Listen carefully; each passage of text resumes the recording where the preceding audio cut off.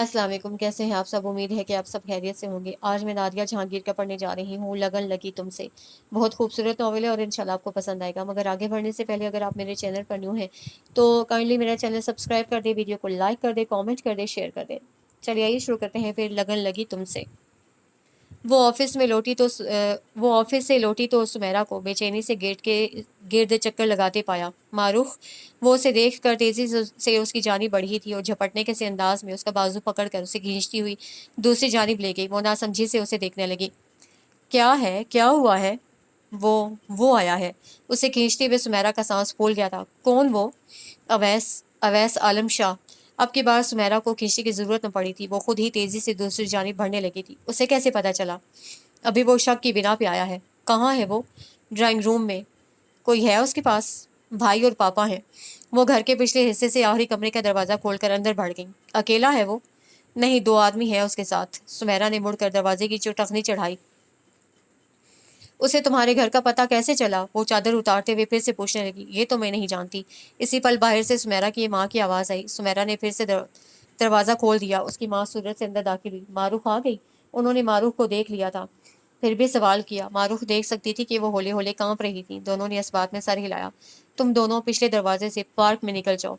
सुमेरा की माँ ने बहुत तेजी से उन्हें बाहर निकाला था। शाह साहब, जिस तरह आपको अपनी इज्जत अजीज है इसी तरह हमें भी है। बेहतर होगा आइंदा आने से पहले इजाजत ले लीजिएगा।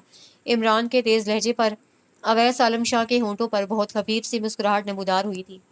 शुक्रिया आपका, अब शायद हमें इजाजत ले लेनी चाहिए। वो उन सब पे एक गहरी नजर डालता आगे बढ़ गया। पीछे असलहे से लेस आदमी भी बढ़े थे। और हाँ जुबैर साहब, अगर वो यहाँ आए तो मुझे इत्तला दे दीजिएगा। वैसे भी वो हमारी इज्जत है। उसके सख्त लहजे और मजबूत अंदाज ने उन सब के दिलों को एक पल के लिए मुट्ठी में ले लिया था। वो तीनों तेज तेज चलते सीधे जाकर जीप में बैठे और फिर जीप वहां से भगा ले गए। बड़ी मेहनत से मैंने ये घर बनाया है। सुमेरा के बाप का लहजा बहुत टूटा फूटा था। इन दोनों माँ बेटे ने एक दूसरे की तरफ देखा और सर झुका लिया। मारूफ बेटा, वो शख्स बहुत चालाक है। बातों में उलझा कर ऐसे ऐसे सवाल भी पूछ जाता है कि बंदा नासमझी के आलम में जवाब दे बैठता है। रात का खाना खाते हुए जुबैर अली ने अवैस आलम शाह पर तबसरा किया था। वो सर झुका उठा कर उन्हें देखने लगी। हमें भी उसने अपनी बातों में बहुत उलझाया, लेकिन अल्लाह का शुक्र है जब मैं कमज़ोर पड़ने लगता इमरान बोल पड़ता, और जब इमरान उसकी बातों में आता मुझे बोलने का हौसला मिल जाता। लेकिन बेटी, फिर भी उसका तफ्तीशी अंदाज बहुत सख्त था। मुझे उसकी बातों से तुम्हारे लिए खतरे की बू महसूस हुई बेटा। जुबैर अली के लहजे में अंदेशे बोल रहे थे। उसके हलक में निवाला फंस कर रह गया। खांसते हुए आंखों से पानी टपक पड़ा। उसका चेहरा सुर्ख हो गया।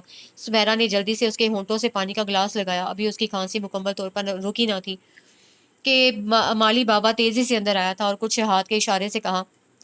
पीछे ही गाड़ी का हॉर्न अपनी पारदार आवाज में बजा था। माली बाबा उतनी ही तेजी से बाहर बाहर वापस भागा।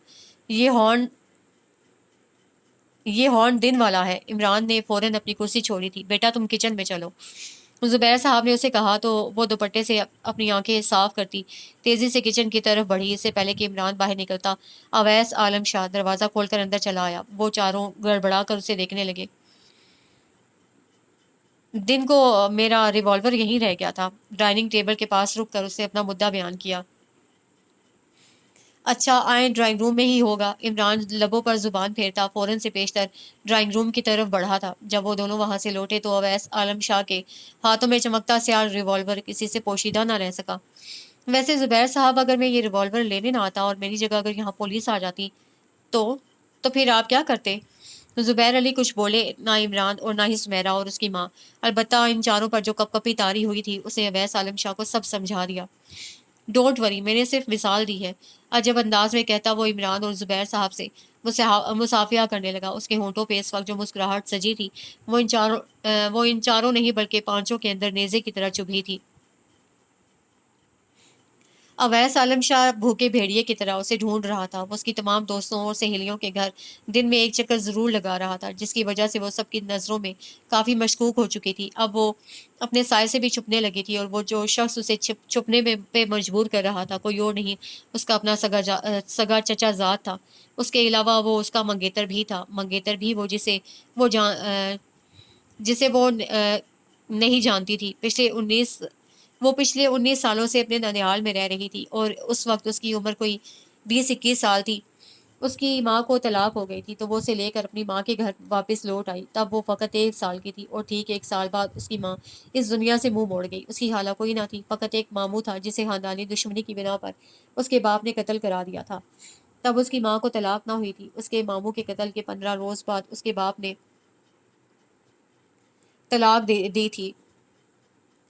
جب اس کی ماں اس کو لے کر اپنے والدین کی چوکھٹ پر آ رہی تھی تب اس ننھی گڑیا کے ایک ہاتھ کی تیسری انگلی میں پر سونے کی ایک انگوٹھی تھی جسے انہوں نے اپنے سسر کے پیروں میں پھینک دیا تھا۔ اپنے خیال میں وہ اسی وقت اس پرانی حویلی سے ہر رشتہ توڑ آئی تھی، لیکن اتنے عرصہ بعد اس حویلی کے نہ جانے کتنے افراد کو ان کی یاد آ گئی تھی کہ ان کا ایک سپوت منہ اٹھائے ان کی تلاش میں نکل کھڑا ہوا تھا اور پچھلے 8 ماہ سے ان کے گھر کو اپنے قبضے میں لے بھی چکا تھا۔ وہ نانی اماں کے ساتھ اکیلی رہتی تھی اور اس کی نانی اماں بالکل اسی کی طرح بزدل ڈرپوک قسم کی عورت تھی، اور اس کے علاوہ لاکھوں بیماریوں کا مجموعہ بھی تھیں۔ وہ ان کے گھر کیسے اور کس طرح پہنچا یہ بات وہ دونوں نہ جانتی تھی، لیکن وہ جس مقصد کے لیے ان تک پہنچا تھا وہ بات قابل تشویش تھی۔ وہ بہت بے حد روشن دن تھا۔ شدید سردی میں دھوپ نکل کر چارسو پھیل چکی تھی۔ چرند پرند بھی گھونسلوں سے نکل کر ٹہنیوں پر بیٹھے دھوپ کو انجوائے کرنے میں مصروف تھی۔ وہ نانو کی چارپائی دھوپ میں ڈال کر خود آفس چلی گئی تھی، اور جب واپس لوٹی تو یہ دیکھ کر حق تک رہ گئی کہ نانو کی چارپائی برآمدے میں تھی۔ حیرت کی بات یہ نہیں تھی کہ کیونکہ نانو چھوٹے موٹے کام خود کر لیتی تھی، بلکہ حیرت کی بات تو یہ تھی کہ نانو کی چارپائی کے سامنے بچھی کرسی پر کوئی سیاہ کپڑوں میں ملبوس شخص بیٹھا تھا۔ وہ ٹانگ پر ٹانگ چڑھائے انگلیوں میں سگریٹ دبائے وقتاً فوقتاً کش لگائے جا رہا تھا۔ گیٹ بند کرتے ہوئے اسے حیرت نے گھیر لیا کہ اس شخص کو اس نے پہلے کبھی اپنے گھر میں نہ دیکھا تھا، اور نہ نانو نے کبھی کسی ایسے بندے کا ذکر کیا تھا۔ ابھی اس کی حیرت ختم نہ ہوئی تھی کہ اس کا دل اچھل کر حلق میں آ گیا۔ دائیں طرف لگے درختوں کے درمیان بڑی بڑی مونچھوں والے 2 شخص کھڑے اس کی طرف دیکھ رہے تھے۔ ان کے بازوؤں پہ سیاہ چمکتی کلاشنکوف دیکھ کر وہ پسینہ پسینہ ہو گئی۔ کیا کوئی چور ڈاکو؟ لیکن ہمارے گھر میں کیا ہے سوائے نانو کی دوائیوں کی خالی شیشیوں کے؟ چوروں ڈاکوؤں کے بارے میں سوچ کر وہ ڈری ضرور تھی، لیکن پھر اپنے گھر میں موجود قیمتی مال کے بارے میں سوچ کر اسے اطمینان ہو گیا کہ بیچارے یہاں سے لے کر کے آ جائیں گے۔ گیٹ کے کھلنے اور بند ہونے کی آواز پہ بھی اس شخص نے ادھر مڑ کر نہیں دیکھا تھا، بس اطمینان سے بیٹھا کش پہ کش لگاتا گیا۔ نہ جانے کون اور کیسے لوگ ہیں گے۔ گیٹ کے پاس رک کر ایک پل کے لیے اس نے سوچا کہ آگے بڑھ جائے یا پھر باہر نکل کر شور مچا دے۔ چونکہ اس وقت نانو اکیلی اس شخص کے پاس بیٹھی تھی، اس لیے وہ کوئی خطرہ موڑ نہیں لینا چاہتی تھی اور نہ ہی لے سکتی تھی۔ وہ آہستہ آہستہ چلتی برآمدے تک پہنچ گئی۔ السلام علیکم۔ اس نے اس شخص کو کنکھیوں سے دیکھا ضرور تھا، لیکن سلام نانو ہی کو کیا تھا۔ اس کے سلام پہ جہاں اس شخص نے جھٹکے سے گردن موڑ کر اسے دیکھا، وہیں نانو کے چہرے کا رنگ فک ہو گیا۔ نانو کے چہرے پہ اڑتی ہوائیاں دیکھ کر وہ ٹھٹک گئی۔ تم کیا لینے آئی ہو؟ چینی نہیں ہے ہمارے گھر، چلی جاؤ۔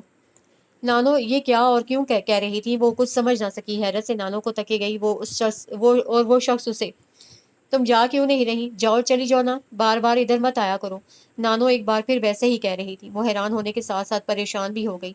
کیا بات ہے نانو، آپ اس طرح گھبرائی ہوئی کیوں ہیں؟ نانو جو کہہ رہی تھی اسے خاک سمجھ نہ آیا۔ اپنا بیگ نانو کے سرہانے رکھ کر وہ پریشانی سے نانو پہ جھک گئی۔ میں نے کہا ہے دفع ہو جاؤ یہاں سے، ہمارے کچھ مہمان آئے ہیں، اب ادھر مت آنا۔ نانو نے تقریباً اسے دھکا دے دیا تھا۔ وہ گرتے گرتے بچی۔ سمجھ تو اسے کچھ بھی نہ آ رہا تھا، لیکن پھر بھی وہ پیچھے مڑ گئی۔ اسے پیچھے مڑتا دیکھ کر وہ شخص اٹھ کھڑا ہوا۔ معروف! اس کی آواز نے اس کے ایک قدم روک دیے۔ وہ سر اٹھا کر اس شخص کو دیکھنے لگی۔ نہیں ہے یہ معروف، یہ تو سمینہ ہے، پڑوسیوں کی لڑکی چینی لینے آئی ہے۔ تم غلط سمجھے۔ نانو بڑی رفتار سے ان دونوں کے درمیان آئی تھی اور پھر اسے بازو سے جکڑ کر برآمدے سے نیچے لے آئی۔ معروف! اس شخص نے ایک بار پھر اسے پکارا۔ وہ رکنا چاہتی تھی، لیکن نانو نے اسے رکنے نہ دیا۔ یہ وہ جاننا چاہتی تھی کہ اس اجنبی شخص کو اس کا نام کیسے معلوم ہے اور اس سے کیا کام ہے، لیکن نانو اسے چھوڑتی یا کچھ بولنے کا موقع دیتی تو وہ کچھ بولتی نہ۔ نانو اسے گھسیٹتے ہوئے لکڑی کے گیٹ تک لے آئی۔ اس سے پہلے کہ نانو کا گیٹ کھولنے کے لیے ہاتھ آگے بڑھتا، وہ شخص پھر پکارا، رک جائیں ورنہ یہ آپ کے حق میں بہتر نہ ہوگا۔ پہلے کون سا؟ نانو سن رہی تھی جو اب بھی سن لیتی تیزی سے گیٹ کھولنے لگی۔ جب وہ دونوں مونچھوں والے ان کے سامنے آن کھڑے ہوئے، دونوں ڈر کر ایک قدم پیچھے ہٹیں۔ ہٹو آگے سے، اس نے اپنے گھر جانا ہے، اسے گھر جانے دو۔ بے ربط بولتے ہوئے نانو نے اپنے خوف کو پیچھے دھکیل کر پھر سے آگے بڑھنا چاہا تھا، لیکن وہ دونوں سیسا پلائی دیوار بند کر ان کے سامنے کھڑے رہے، یہاں تک کہ نانو انہیں دھکے دینے لگی۔ واپس اس جگہ پر آ جائیں۔ وہی حاکمانہ لہجہ اس کی سماعتوں سے پھر ٹکرایا تھا۔ لیکن اب کی بات اس نے مڑ کر اس شخص کو نہیں دیکھا۔ اس کا خوف سے دھڑکتا دل کسی انہونی کا پتہ دے رہا تھا۔ وہ پیچھے نہیں مڑی تھی، لیکن ان دونوں میں سے ایک شخص نے اسے کلائی سے تھام لیا اور آگے کھینچنے لگا۔ اس نے کلائی چھڑانے کی کوشش کی مگر بے سود۔ رک جاؤ، وہ شخص اب کی بار غصے سے چلایا تھا۔ کھینچنے والا شخص ایک دم سے رک گیا اور پھر اس شخص کی شعلہ بار نظریں محسوس کر کے اس کی کلائی سے اپنا ہاتھ ہٹا لیا، لیکن ہاتھ ہٹانے میں بہت دیر ہو گئی تھی۔ وہ شخص لمبے لمبے ڈگ بھرتا ان کے پاس پہنچ آیا تھا اور آتے ہی اسے الٹا ہاتھ اس شخص کے چہرے پہ دے مارا۔ معروف کی چیخ نکل گئی۔ نانو نے کھینچ کر اسے اپنے ساتھ لگا لیا۔ تم نے ایسے ہاتھ لگایا؟ تمہاری یہ جرت ذلیل کمینے! اس شخص نے صرف ایک ہاتھ پہ اکتفا نہیں کیا بلکہ اگلے ہی پل اس شخص نے اسے دھنک کے رکھ دیا تھا۔ وہ نیچے تڑپتا روتا مار کھاتا ہاتھ باندھ کر معافی مانگنے لگا، لیکن وہ جنونی شخص اس کی ایک بات بھی نہ سن رہا تھا، بس پاگل بنا اسے مارتا رہا تھا۔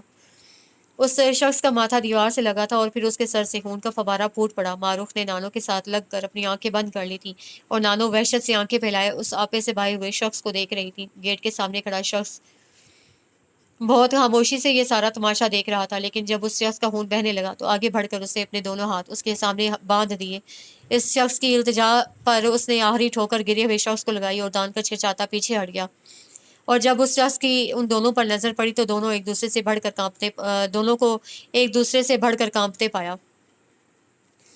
ڈونٹ وری، آپ اطمینان سے میری بات سن لیں۔ اب کی بار جب وہ بولا تو اس کا کچھ دیر پہلے والا غصہ اس کے لہجے سے غائب تھا۔ معروف نے ڈرتے ڈرتے آنکھیں کھول کر اسے دیکھا تھا۔ وہ کچھ اور کہے بغیر ان کے آگے چلتا وہیں برآمدے میں جا کھڑا ہوا۔ معروف نے اسے خائف نظروں سے دیکھا۔ اسے اس پل حیرت ہوئی جب نانو اسے ساتھ لیے اس شخص کی تقلید میں چلنے لگی۔ میں اتنی لمبی چوڑی بات کرنے کا عادی نہیں ہوں، جو کہنا تھا وہ میں آپ کو کہہ چکا۔ اب آپ اپنی نواسی کو کیسے اور کس طرح بتاتی ہیں یہ میرا ہیڈک نہیں ہے، اور میں چاہوں گا کہ آپ ابھی اور اسی وقت اسے سب بتا دیجیے۔ نانو، یہ شخص، اس نے انگلی سے اس کی جانب اشارہ کیا۔ نانو کی بجائے وہ بول پڑا، میں سید اسماعیل شاہ کا پوتا، ابراہیم شاہ کا بھتیجا، احمد علی شاہ کا بیٹا، معروف شاہ کا چچا زاد اور منگیتر اویس عالم شاہ ہوں۔ بہت ٹھہر کر اسے اپنا تعارف کرایا تھا، وہ جھٹکے سے نانو کی گرفت سے نکلی۔ وہ اسے لینے آیا تھا اس پرانی حویلی میں لے جانے کے لیے جو اس کی ماں 19 سال قبل چھوڑ آئی تھی۔ وہاں کے ہر فرد اور ہر چیز سے ہر رشتہ ناتا توڑ کر یہاں آن بسی تھی۔ وہاں دوبارہ نہ جانے کے لیے اس کے ہاتھ میں ایک بے جان کاغذ کا ٹکڑا بھی تھا، اور اب اتنے عرصے بعد وہ شخص اس کا سرپرست بن کر اسے پھر سے اس گھر میں لے جانے کے لیے آیا تھا جس گھر کو اسے کبھی نظر بھر کر دیکھا بھی نہیں تھا، جس گھر سے دونوں ماں بیٹی کو دھتکارا گیا تھا، نکالا گیا تھا۔ اب 19 سال بعد وہ ان سے رشتہ جوڑنے آیا تھا، عاجزی سے نہیں، کروفر سے سر اٹھا کے، گردن اکڑا کے۔ وہ حکم دے کر چلا گیا تھا اور پھر دوبارہ آنے کا کہہ گیا تھا۔ اس کے بعد وہ دوبارہ بھی آیا تھا اور پھر کئی بار آیا تھا، لیکن معروف نے اس کی ایک بات نہ سنی۔ جب بھی آتا صرف یہی پوچھتا، کب چل رہی ہو؟ وہ تو ڈر سہم کر نانو کے پیچھے ہو جاتی، البتہ نانو اپنی نحیف کمزور آواز میں مسلسل اسے انکار کیے جاتی۔ میری کمزور اور بوڑھی ہڈیوں میں ایسے ظالم لوگوں کا مقابلہ کرنے کا دم ہم نہیں ہے۔ رخ بیٹی، تم بہادر بنو، اس معاشرے کا مقابلہ کرو، اپنے اندر حوصلہ پیدا کرو۔ یہ لوگ تمہارا کچھ نہیں بگاڑ سکتے۔ اگر تم ڈرو گی تو یہ لوگ تمہیں اور ڈرائیں گے، اگر ان سے ذرا سا بھی دبو گی تو یہ تمہیں اور دبائیں گے۔ معروف، میں کب تک تمہاری ڈھال بنی رہوں گی؟ تمہیں بہادر بننا ہوگا، ایسے درندوں کا مقابلہ کرنا ہوگا میری جان۔ رات جب وہ نانو کے پاس آ کر سوتی تو سونے سے پہلے وہ اسے ہزاروں نصیحتیں کرتی۔ وہ بہادر نہیں تھی، بہادر بننا چاہتی تھی، اپنی ماں کی طرح حالات کا مقابلہ کرنا چاہتی تھی، لیکن کیسے مقابلہ کرتی یا کیسے کر سکتی تھی؟ بھلا کیسے اویس عالم شاہ جیسے سخت جاگیرداروں کا مقابلہ کر سکتی تھی؟ اس میں اتنا حوصلہ کہاں تھا؟ کہاں سے وہ اتنی بہادری اور ہمت لے کر آتی کہ ان ظالم حاکموں جابر جاگیرداروں سے لڑ سکتی؟ وہ ایک کمزور، بزدل اور ڈری سہمی لڑکی تھی۔ اپنی اسی ازلی بزدلی کی بنا پر وہ نانو کو لے کر کرائے کے مکان میں رہنے لگی تھی، لیکن وہاں سے بھی اویس عالم شاہ نے انہیں ڈھونڈ نکالا تھا۔ یوں ہی چھپتے چھپاتے نانو کی حالت غیر ہونے لگی تھی، ان کی بیماری مزید بڑھنے لگی تھی اور اس کی پریشانی دن بدن بڑھنے لگی۔ اویس عالم شاہ سے یوں بھاگتے بھاگتے وہ اپنی جاب کو بھی خیر بات کہہ چکی تھی، وہ آفس تک پہنچ چکا تھا۔ نانو کی بیماری طویل سے طویل تر ہوتے دیکھ کر اس نے ایک اور کرائے کا مکان لیا اور پھر نئی جاب کی تلاش میں نکل کھڑی ہوئی۔ 1 مہینے کی خواری کے بعد اسے جاب مل گئی تھی، لیکن وہ جاب بھی چھوٹ گئی جس دن اویس عالم اس کے پیچھے پیچھے آفس گیا تھا اور اسے وہاں سے گھسیٹتے ہوئے اپنی جیپ میں لے آیا تھا۔ کتنی بار بولا ہے تمہیں کہ تم جاب چھوڑ دو؟ ہمارے خاندان کی عورتیں غیر مردوں کے ساتھ کام نہیں کرتی، پھر بھی تم نے میری بات پر توجہ نہیں دی، دھیان نہیں دیا۔ کیوں میری بات نہیں مان رہی تم؟ اسے فرنٹ سیٹ پر پٹکتے ہوئے وہ غصے سے دھاڑا تھا۔ کیوں تمہیں کیا تکلیف ہے؟ میں جو مرضی کروں، تم ہوتے کون ہو مجھ پہ حکم چلانے والے؟ اس کے اس طرح روب جمانے پہ اس کی انا نے بھی سر اٹھایا تھا، اسے بھی غصہ آ گیا تھا۔ بتاؤں تمہیں؟ اس نے غصے سے پوچھا تھا۔ وہ ہاتھوں میں چہرہ چھپا کے رونے لگی تو غصہ کنٹرول کرنے لگا۔ اس نے ہاتھ واپس گرا لیا تھا لیکن اس کا رونا کم نہ ہوا۔ اس نے ڈرائیونگ سیٹ پر بیٹھ کر گاڑی سٹارٹ کر لی تو روتے روتے وہ اسے دیکھنے لگی۔ کہاں جا رہے ہو تم؟ گاڑی روکو، مجھے تمہارے ساتھ کہیں بھی نہیں جانا۔ روتے روتے اس کی چھٹی حص نے خطرے کا سگنل دیا تو وہ چلا اٹھی تھی لیکن اس پہ کوئی اثر نہ ہوا۔ اس نے اسی طرح گاڑی سٹارٹ رکھی۔ میں چلتی گاڑی سے چھلانگ لگا دوں گی اگر تم نے اب بھی گاڑی نہ روکی تو، وہ سرخ آنکھوں سے اسے دیکھتے دھمکی آمیز لہجے میں بولی تھی۔ اس نے اس کی دھمکی کی پرواہ کیے بغیر جھٹکے سے اسے کھینچ کر اپنے قریب کر لیا۔ میں کہہ رہی ہوں گاڑی روکو۔ اس نے جھٹکے سے گاڑی روک دی۔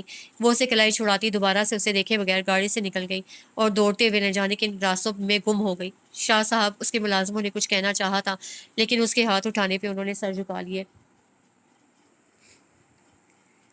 اس واقعہ کو بھی بمشکل 7 دن گزرے تھے جب اس کی نانو کی طبیعت اچانک بگڑ گئی۔ وہ انہیں ٹیکسی میں لے کر ہاسپٹل پہنچی تھی۔ نانو کو فوراً ICU میں لے جایا گیا تھا۔ وہ کوریڈور میں کھڑی بہت پریشانی کے عالم میں اپنے بیگ سے پیسے نکال کر گن رہی تھی جب اس کے ہاتھ پر کسی نے آ کر ہولے سے ہاتھ رکھ دیا۔ اس نے پہلے ہاتھ کو اور پھر ہاتھ والے کو دیکھا تو اندر تک کام کرے گئی۔ کیا اب ہاسپٹل میں جاب کر لی ہے؟ ہولے سے اس کا ہاتھ دبا کر اسے پوچھا۔ اس نے تیزی سے اپنا ہاتھ اس کے ہاتھ سے چھڑا لیا۔ جواب نہیں دیا تم نے؟ رعونت آمیز لہجے میں کہتا ہوا وہ اسے گھورنے لگا۔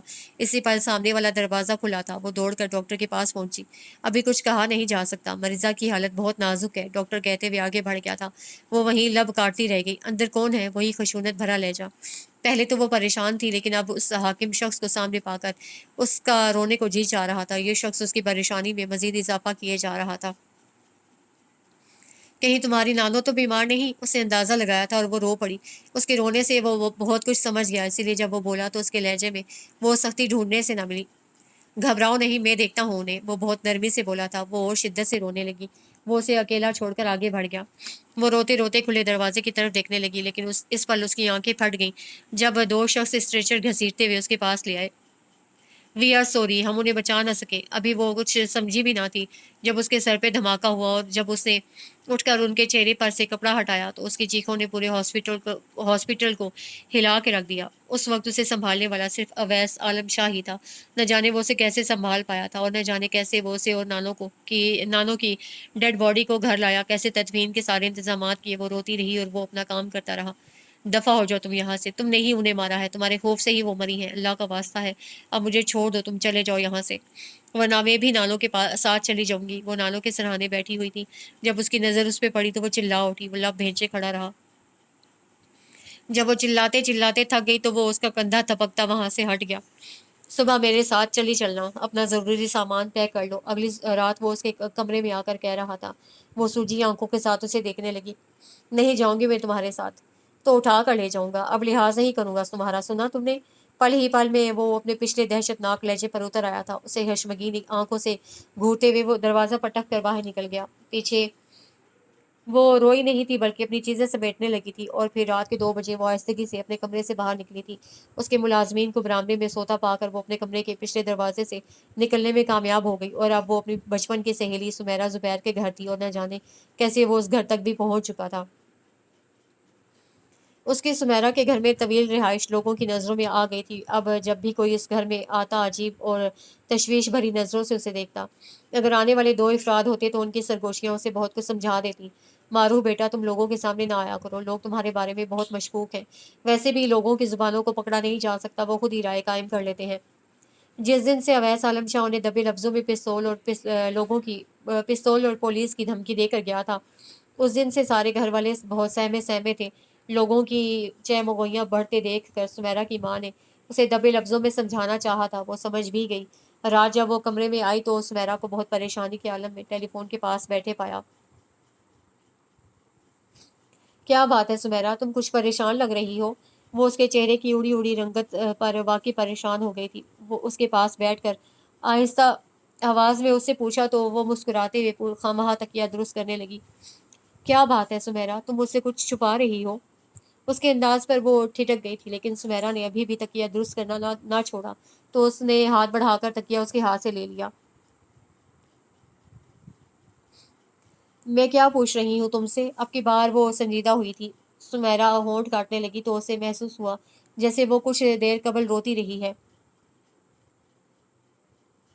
عثمان کا فون تھا۔ اسے کچھ کچھ سمجھتے ہوئے اندازہ لگایا۔ جواباً سمیرا کی آنکھوں میں ڈھیروں پانی جمع ہو گیا۔ وہ جان گئی کہ اسی کا فون ہے۔ کیا کہا اس نے؟ اس نے نرمی سے اس کا ہاتھ تھاما تھا۔ اس نے نہیں، اس کی ممی نے۔ ہونٹ کاٹتے ہوئے اس کی آواز کانپ گئی۔ پھر بھی کیا کہا انہوں نے؟ وہ کچھ نہیں، تم سو جاؤ۔ نہیں سمیرا، مجھے ٹالو مت، سچ سچ بتاؤ کیا کہا انہوں نے؟ وہ اس کا محبت سے ہاتھ دبا کر بولی تو سمیرا ایک دم سے اس کے کندھے سے لگ کر رو پڑی۔ وہ کہتے ہیں تم کب جاؤ گی یہاں سے؟ وہ روتے ہوئے کہہ رہی تھی، اور معروف کو محسوس ہوا جیسے ایک بار پھر کسی نے اس کے سر سے چادر کھینچ لی ہو۔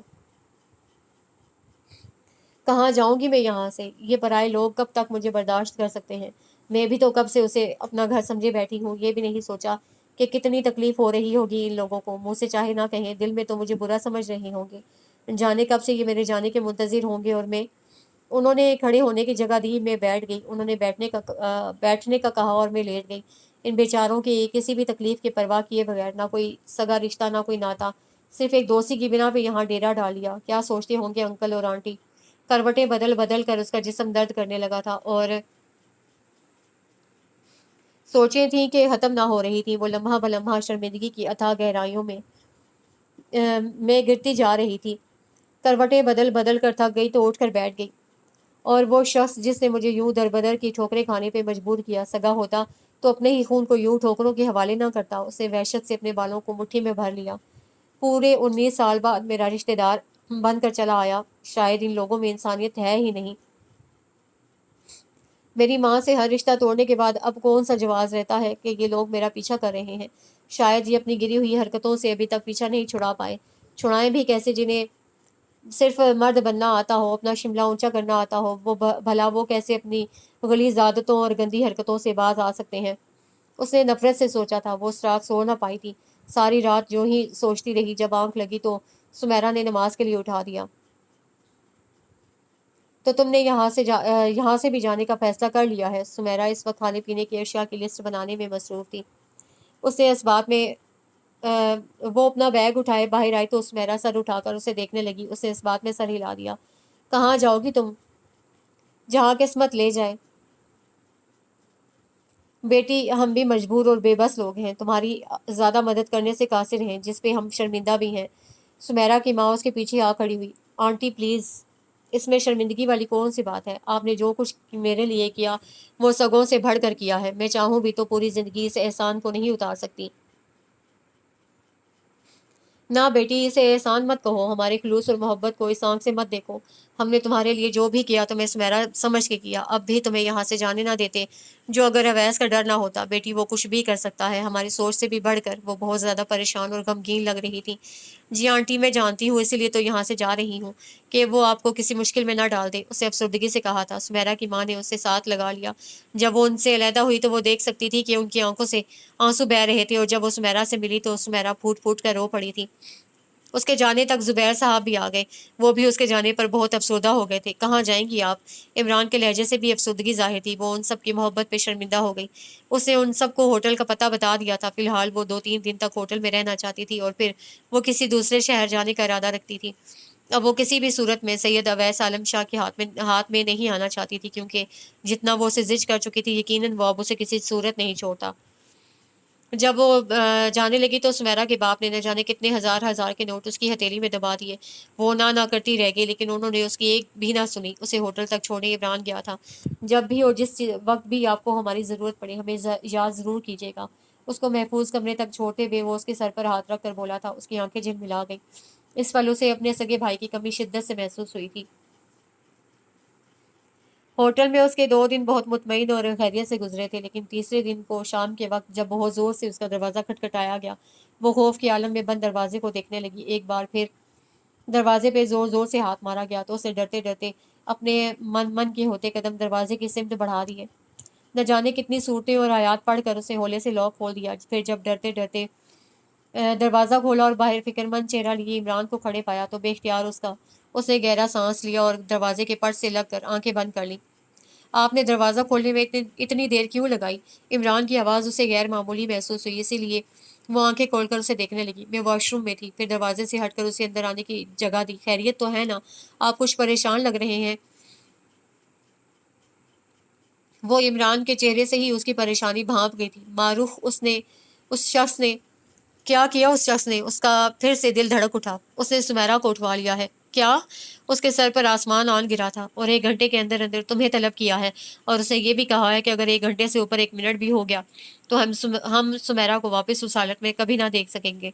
इमरान के एक एक लफ्ज़ पे उसके इर्द गिर्द धमाके होने लगे थे। वो खौफ व हरास से उसे देख रही थी। उसे लगा मौत ने उसे आहिस्ता आहिस्ता जकड़ना शुरू कर दिया है। मारूख, मेरी माँ मर जाएगी, इमरान ने लब भेज कर कहा था। वो गिरने के से अंदाज में वहीं फर्श पे बैठ गई।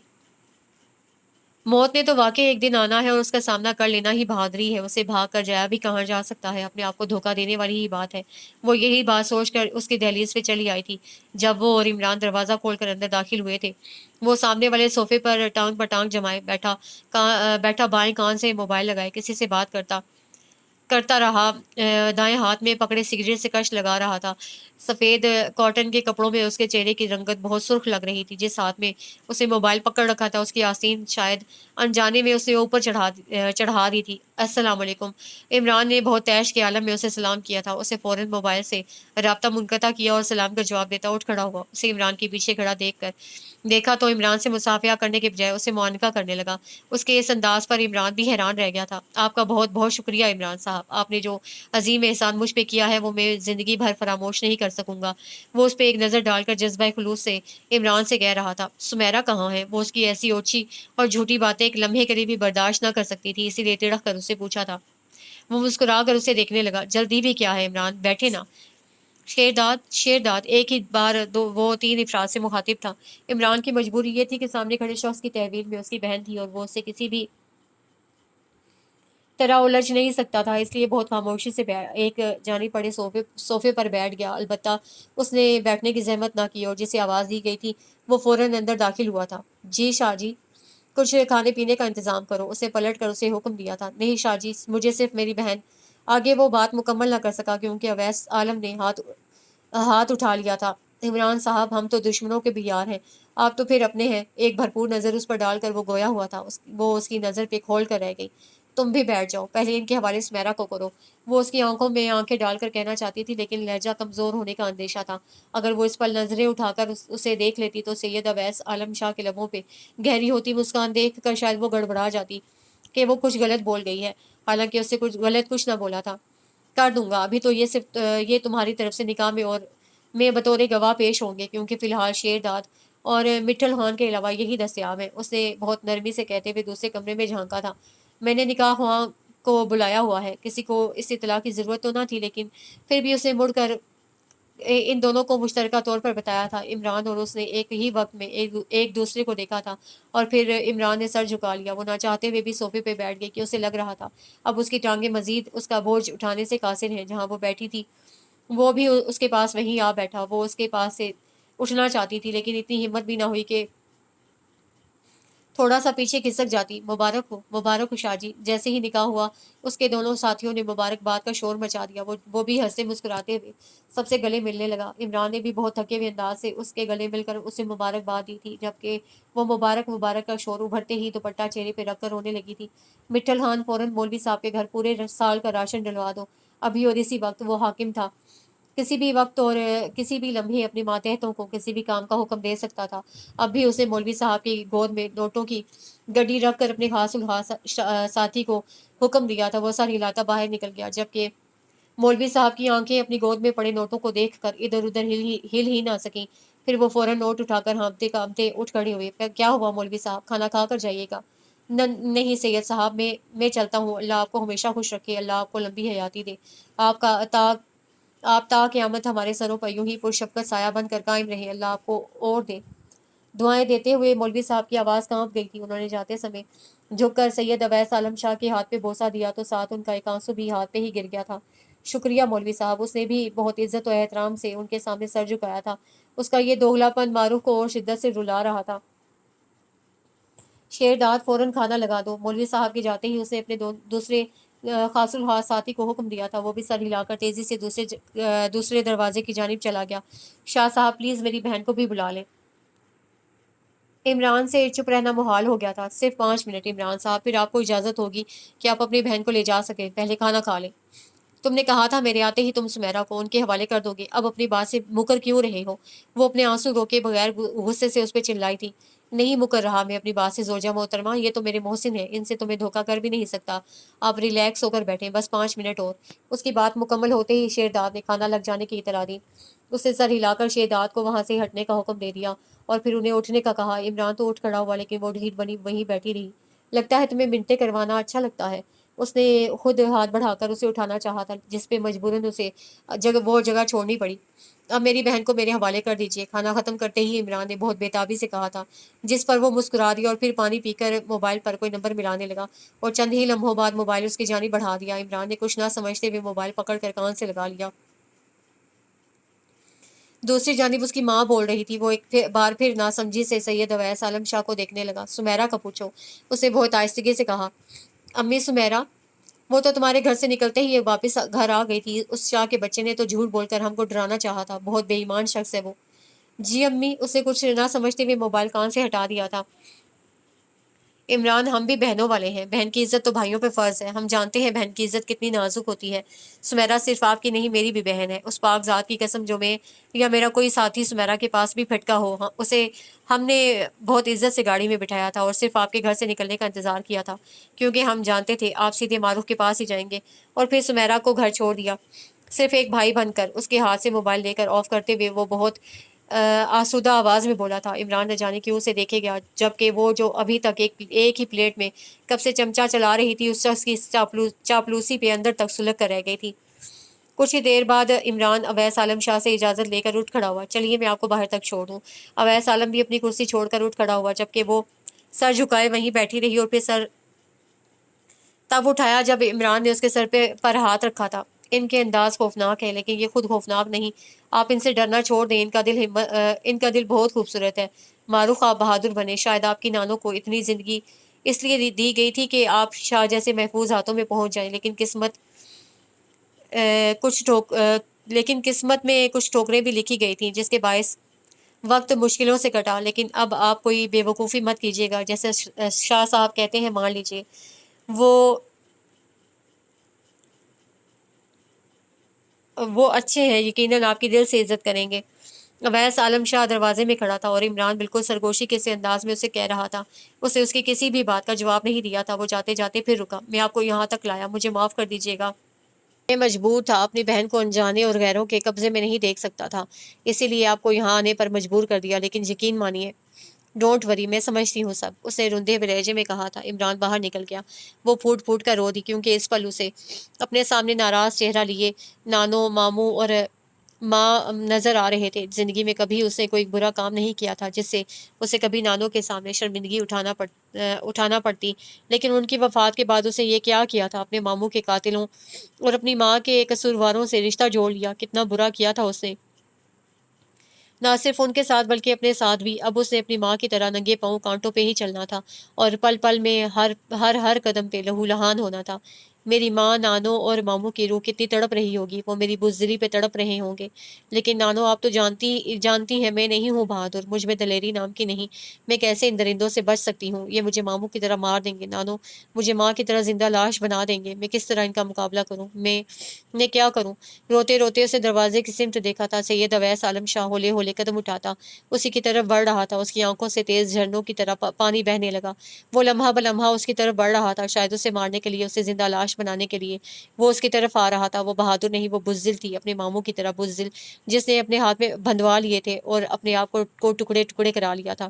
اپنی نانوں کی طرح بزدل، جس نے اپنے سگے بیٹے کی لاش گھر پہ آنے پہ بھی اس کے قاتلوں کا نام نہیں لیا تھا۔ اپنی ماں کی طرح بزدل، جسے مار مار کر اس حویلی سے نکال دیا گیا، لیکن اس نے ڈر کے مارے کسی کو ایک لفظ نہ بتایا۔ اسے اپنے قریب اور قریب آتا دیکھ روتے روتے وہ دیوار کے ساتھ لگ گئی تھی، جب وہ اسے صرف ایک ہاتھ کے فاصلے پہ رہ گیا تھا۔ وہ روتے ہوئے نہیں نہیں کہتی گردن زور زور سے نفی میں ہلانے لگی تھی۔ اس کا اندازہ صحیح ثابت ہوا تھا، اسے جو اس شخص سے توقع تھی وہ وہی کرنے چلا تھا۔ اس کا ہاتھ بہت آہستہ آہستہ اس کی گردن کی طرف بڑھنے لگا۔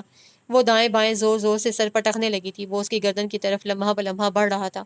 اس سے پہلے کہ وہ اس کی گردن پکڑ لیتا، اسے اپنے دونوں ہاتھ اپنی گردن پہ رکھ لیے، لیکن اس کا ہاتھ بھی گردن تک پہنچ آیا۔ عالم نہیں، نہیں پلیز عالم نہیں۔ وہ مسلسل گردن ہلاتی چلا چلا کر کہہ رہی تھی۔ وہ پہلے حیران ہوا لیکن دوسرے ہی پل اس نے اسے کھینچ کر اپنے ساتھ لگا لیا وہ اس کے سینے میں سر دے کر اور شدت سے رونے لگی۔ وہ اسے ساتھ لگائے اپنے کمرے کی طرف بڑھنے لگا۔ اس کی آنکھ کھلی تو اسے اپنے آپ کو اس کے بازو کے حلقے میں پایا۔ وہ بے خبر سو رہا تھا۔ وہ تیزی سے اس کے پاس سے اٹھی تھی اور اس کا بازو جھٹک دیا۔ وہ تھوڑا سا کسمسایا پھر دوبارہ سو گیا۔ وہ وحشت کے سے انداز میں سامنے لگے آئینے میں اپنے آپ کو دیکھنے لگی تھی۔ رات کو اپنے تمام حقوق و فرائض پورے کر چکا تھا۔ اس کے احتجاج کرنے کے باوجود اسے سامنے لگے شیشے میں اپنا آپ بہت بدصورت دکھائی دے رہا تھا۔ وہ ہونٹ کاٹتی تیزی سے باتھ روم میں گھس گئی۔ جب وہ باتھ روم سے نکلی تو ترچھی نظر کر کے اسے دیکھا۔ وہ اب بھی اسی بے خبری کے عالم میں تھا۔ اب وہ اس پہ دوسری نظر ڈالے بغیر دروازہ کھول کر باہر نکل گئی۔ شاہ صاحب جاگ گئے۔ وہ سامنے والے کمرے میں داخل ہوئی تو سامنے سے آتے شیرداد نے بہت اجلت میں اسے پوچھا تھا۔ وہ اس پہ ایک نظر ڈال کر بنا کوئی جواب دیے آگے بڑھ گئی۔ شیرداد اپنا سا منہ لے کر رہ گیا۔ آئے شاہ صاحب۔ ساتھ والے کمرے سے مٹھل ہان بھی برآمد ہوا تھا۔ شیرداد نفی میں سر ہلانے لگا۔ اتنے میں مٹھل کی نظر اس پہ پڑ گئی تھی۔ آپ یہیں ٹھہرے، ابھی وہاں کچھ لوگ بیٹھے ہوئے ہیں۔ بہت تیزی سے مٹھل نے اسے ساتھ والا دروازہ کھولنے سے روکا تھا لیکن وہ اس کی بات کو سنی انسنی کرتی دروازہ کھول ہی رہی تھی جب اس کے ہاتھ پہ کسی نے اپنا ہاتھ رکھ دیا اور پھر اسے پکڑ کر دوسری جانب لے گیا۔ وہ کیا کہہ رہے ہیں تمہیں معروف؟ اسے پچھلے صوفے پر بٹھا کر وہ بہت نرمی سے بولا تھا۔ وہ اس پہ ایک سلگتی نظر ڈال کر رہ گئی۔ تم ادھر ہی بیٹھو، میں ابھی آتا ہوں، یا ایسا کرو کمرے میں ہی جاؤ۔ اس نے ہولے سے اس کا گال تھپ تھپایا۔ اس نے فوراً اس کا ہاتھ اپنے گال سے ہٹا دیا۔ شیرداد کون ہے اندر؟ وہ پیچھے پلٹ کر شیرداد سے پوچھنے لگا۔ شیرداد نے اسے اندر بیٹھے لوگوں کے بارے میں بتایا۔ تم چلو اندر، میں 5 منٹ میں آتا ہوں۔ وہ شیرداد کو حکم دیتا اس کا ہاتھ تھام کر اپنے کمرے کی طرف بڑھ گیا۔ اب کی بار بھی اس نے اپنا ہاتھ چھڑا لیا تھا۔ وہ اسے کچھ بھی کہے بغیر اس کے آگے چل پڑا۔ کمرے میں آ کر وہ خود کپڑے نکال کر باتھ روم میں گھس گیا اور وہ بیڈ کے کنارے ٹک گئی۔ میں ان لوگوں سے فارغ ہو لوں پھر ناشتہ کرتے ہیں، فی الحال تم یہی بیٹھو۔ نہا کر اپنے گیلے بال سنوارنے لگا۔ اسے کوئی جواب نہ دیا۔ وہ رسٹ واچ اٹھاتا باہر نکل گیا۔ کمرے میں اپنے آپ کو اکیلا پا کر اس کے آنسو پھر سے آنکھوں سے ٹپک پڑے تھے۔ وہ اپنے ساتھ ہونے والے ظلم پر ایک بار پھر رو پڑی تھی۔ ناشتہ اس نے نہیں کیا تھا، وہ اسے کہتا رہا لیکن وہ نہ مانی۔ 10-11 بجے وہ حویلی جانے کے لیے تیار کھڑا تھا۔ اسے بھی اسے ایک بار کہا تھا لیکن وہ اپنی جگہ سے ٹس سے مس نہ ہوئی۔ جاتے ہوئے تھوڑی بہت شاپنگ کر لیں گے، تم اپنی ضرورت کی تمام چیزیں خرید لینا، پھر نہ جانے کب ادھر چکر لگے۔ وہ اپنے اوپر پرفیوم اسپرے کرتا اپنی ہی دانش میں بول رہا تھا۔ وہ سر جھکائے بیٹھی سن تو اسے رہی تھی لیکن بولی کچھ نہیں۔ ابھی تو تم انہی کپڑوں میں چلو گی؟ وہ پرفیوم ڈریسنگ ٹیبل پر رکھ کر اس کی طرف مڑا۔ چلو پھر چلتے ہیں۔ اسے اٹھنے کا اشارہ کر کے خود سائڈ ٹیبل پر سے ریوالور اٹھا کر چیک کرنے لگا۔ وہ پھر بھی سر جھکائے بیٹھی رہی تو وہ سوالیہ نظروں سے اسے دیکھنے لگا۔ میں نے کہا ہے چلو، دھیمے لہجے میں وہ بولا تھا۔ وہ سر اٹھا کر غور سے اسے دیکھنے لگی۔ اویس عالم، مجھے زبردستی بیوی بنا لیا ہے، اسی پہ اکتفا کرو۔ مجھے نہ تو تمہارے خاندان سے کوئی تعلق رکھنا ہے اور نہ ہی تمہاری حویلی جانا ہے۔ وہ بولی تو اس کے لہجے میں جیسے آگ بھڑکی تھی۔ معروف، وہ خاندان اور وہ حویلی تمہاری بھی ہے۔ کم از کم اب تو تم لوگ اپنی عورتوں سے ایسے جھوٹ بولنا چھوڑ دو۔ وہ گہرے طنز سے بولی تھی۔ وہ چلتا ہوا اس کے قریب آ کھڑا ہوا۔ یہ جھوٹ نہیں ہے معروف، وہ خاندان اور وہ حویلی پہلے سے ہی ہم تمہارے ہیں۔ وہ مضبوط اور رٹل انداز سے بولا۔ جس رشتے کا تم حوالہ دینا چاہتے ہو نا اویس عالم،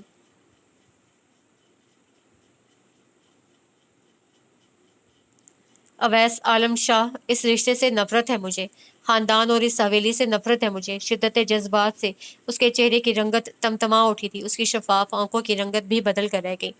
اگر مجھے بیوی بنا کر رکھنا چاہتے ہو تو میں اسی گھر میں رہ لوں گی، اور اگر حویلی جانے کا کہا تو ہو سکتا ہے میری لاش تم لے کر جاؤ، کیونکہ میں نے موت سے ڈرنا چھوڑ دیا ہے اویس عالم۔ اسے ایک ایک لفظ چبا چبا کر ادا کیا تھا۔ سید اویس عالم شاہ لب بھینچے اسے دیکھے گیا۔ اس نے اسے کچھ نہیں کہا تھا، نہ کوئی اور بات اسے پوچھی اور نہ دوبارہ ساتھ جانے کو کہا۔ بس شام کو اپنے آنے کا بتا کر وہ چلا گیا تھا۔ شاید وہ دونوں ساتھی بھی اس کے ساتھ چلے گئے تھے، اس لیے باہر سے کسی قسم کی آواز نہ آئی۔ وہ سارا دن کمرے میں ہی پڑی رہی، نہ کھانا کھایا اور نہ پانی پیا۔ کمرے میں پڑے پڑے ہی دن گزار دیا۔ رات کے 8:30 بجے اس کی جیپ کا ہارن بجا تھا اور پھر گھر میں آوازیں ابھرنے لگیں۔ آوازیں وہی جانی پہچانی تھیں لیکن ان میں ایک آواز ایسی بھی تھی جو اسے اجنبی لگی۔ شیرداد، گھر کی ساری لائٹیں جلا دو، ہر طرف اندھیرا ہو رہا ہے۔ وہ بولتے ہوئے دروازہ دھکیل کر اندر آ گیا تھا۔ اس کمرے کی لائٹ بھی بجھی دیکھی تو ہاتھ مار کر بٹن آن کر دیا۔ اسے جس طرح چھوڑ کر گیا تھا وہ ویسی ہی حالت میں پڑی تھی۔ اسے صبح والے ہی انداز میں پڑے دیکھ کر وہ کچھ بولتے بولتے رہ گیا۔ السلام علیکم، کیسی ہو؟ مسکراتے ہوئے اپنے کندھے پہ بڑی شال اتاری تھی اس نے۔ اس کی کسی بھی بات کا جواب نہیں دیا۔ اس اپنے سلام اور سوال کا جواب نہ پا کر اس کے لبوں کی مسکراہٹ گہری ہو گئی تھی۔ کیا صبح سے ایسے ہی بیٹھی ہو؟ وہ بھی آہستہ سے اس کے پاس بیٹھ گیا۔ وہ پھر بھی کچھ نہیں بولی۔ دروازے پہ دستک ہوئی تو وہ ذرا پیچھے ہٹ کر بیٹھ گیا۔ سلام بی بی۔ اندر آنے والی وہی اجنبی آواز والی تھی۔ اس کے سلام کا جواب بھی اسے نہیں دیا۔ وہ ان دونوں کے سامنے کھانا رکھ کر چلی گئی تو اب کی بار وہ سوالیہ نظروں سے اسے دیکھنے لگی۔ تمہارے لیے ملازمہ لایا ہوں حویلی سے، اسے مسکرا کر اطلاع دی۔ مجھے نہیں چاہیے، تم اسے صبح واپس چھوڑ آنا۔ کیا؟ وہ بھویں اچکا کر اسے دیکھنے لگا۔ حویلی سے آئی کوئی بھی چیز مجھے نہیں چاہیے۔ میں تمہیں صبح بھی کہہ چکی ہوں کہ اس حویلی سے میں کوئی تعلق نہیں رکھنا چاہتی، تم اسے واپس چھوڑاؤ۔ یہ یہاں کام کرنے آئی ہے، تمہیں کون سا کچھ کہے گی؟ میرے ہاتھ سلامت ہے، میں کر لوں گی کام۔ اس پہ غصہ طاری تھا۔ چلو جیسے تمہاری مرضی، اگر چاہو تو میں شیرداد کو کہہ کر صبح یہیں آس پاس سے کسی ملازمہ کا انتظام کر دوں گا۔ اسے ایک اور مصالحت کی راہ نکالی۔ نہیں، مجھے کوئی ملازمہ نہیں چاہیے۔ وہ گہرا سانس لے کر رہ گیا اور پھر کھانے کی ٹیبل اپنی طرف کھینچ لی۔ تم نے دن کو بھی کچھ نہ کھایا ہوگا، حالانکہ مٹھل کھانا تیار کر کے گیا تھا۔ اب جلدی سے ہاتھ دھو کر کھانا کھا لو کیونکہ مجھے بھی سخت بھوک لگی ہے۔ وہ ہاتھ مسلتا ہوا بولا۔ یہ کھانا کہاں سے لے کر آئے ہو؟ اطمینان رکھو، یہ کھانا حویلی کا نہیں ہے، راستے سے پیک کر آیا تھا۔ اس نے بمشکل اپنی ہنسی کو لبوں میں دبایا تھا۔ وہ مطمئن تو نہ ہوئی لیکن ہاتھ دھونے ضرور چلتی۔ اگلے دن وہ ساتھ لائی عورت کو واپس چھوڑ آیا تھا۔ شام ہی کو لوٹا تھا اور آتے ہی اسے شاپنگ کے لیے چلنے کو کہا کیونکہ ابھی تک وہ انہی کپڑوں میں ملبوس تھی جو وہ پہلے دن اسے زیب تن کیے ہوئے تھے۔ صبح گاؤں جانے سے پہلے وہ اس کے لیے کچھ خریداری خود کر کے لایا تھا لیکن اس نے ان چیزوں کو آنکھ اٹھا کر نہ دیکھا تھا۔ اسے غصہ تو بہت آیا لیکن اس کی اس بے جا ضد پہ کچھ بول نہ سکا۔ اب بھی اسے چلنے کو کہا تو نفی میں سر ہلانے لگی۔ میں نے کیا کہا ہے تم سے، سنا نہیں تم نے؟ وہ صبح اپنا غصہ کنٹرول کر گیا تھا لیکن اس وقت وہ سخت مشتعل ہو گیا تھا۔ ہاں سنا ہے، نہیں جانا میں نے تمہارے ساتھ کہیں بھی، جواباً وہ بھی چلائی تھی۔ یہ بے جا ضدیں کرنا تم نے کہاں سے سیکھی ہیں؟ سخت مشتعل ہو کر اس نے پوچھا تھا۔ تم بھی تو فضول ضدیں ہی کرتے ہو، وہ بدتمیزی پہ اتر آئی تھی۔ یہ تم کیوں کرتی رہتی ہو؟ شوہر ہوں میں تمہارا، تھوڑی سی عزت کر لیا کرو۔ ہاں شوہر ہو لیکن میری مرضی کے تو نہیں۔ تو اپنی مرضی کو میری مرضی بنا لو، آپ کہا کرو مجھے، اور اٹھو، میرے پاس اتنا فضول وقت نہیں ہے کہ تمہاری منتیں کروں، میں آخری بار کہہ رہا ہوں۔ نتیجہ وہی تھا، وہ روتے ہوئے جا رہی تھی اور وہ مسکراتے ہوئے۔ اگلے دن وہ گاؤں گیا تو 2 دن تک واپس نہ آیا۔ اس نے اس کی غیر موجودگی محسوس ضرور کی لیکن فکر مند یا پریشان نہ ہوئی کیونکہ پہلے بھی تو اکیلی ہی رہتی آئی تھی۔ وہ نہیں آیا تھا تو اسے کوئی خاص فرق نہیں پڑا تھا لیکن اگلی رات کا نہ جانے کون سا پہر تھا جب وہ جھٹکے سے اٹھی، اندھیرے میں کسی کو ڈھونڈنے کی صحیح کرنے لگی۔ امی! اس کے لب ہولے ہولے پھڑپڑا رہے تھے۔ ابھی کچھ دیر قبل اس کی ماں اس کے کمرے میں آئی تھی۔ اس کی ماں کے پیچھے نانو اور ماموں بھی تھے۔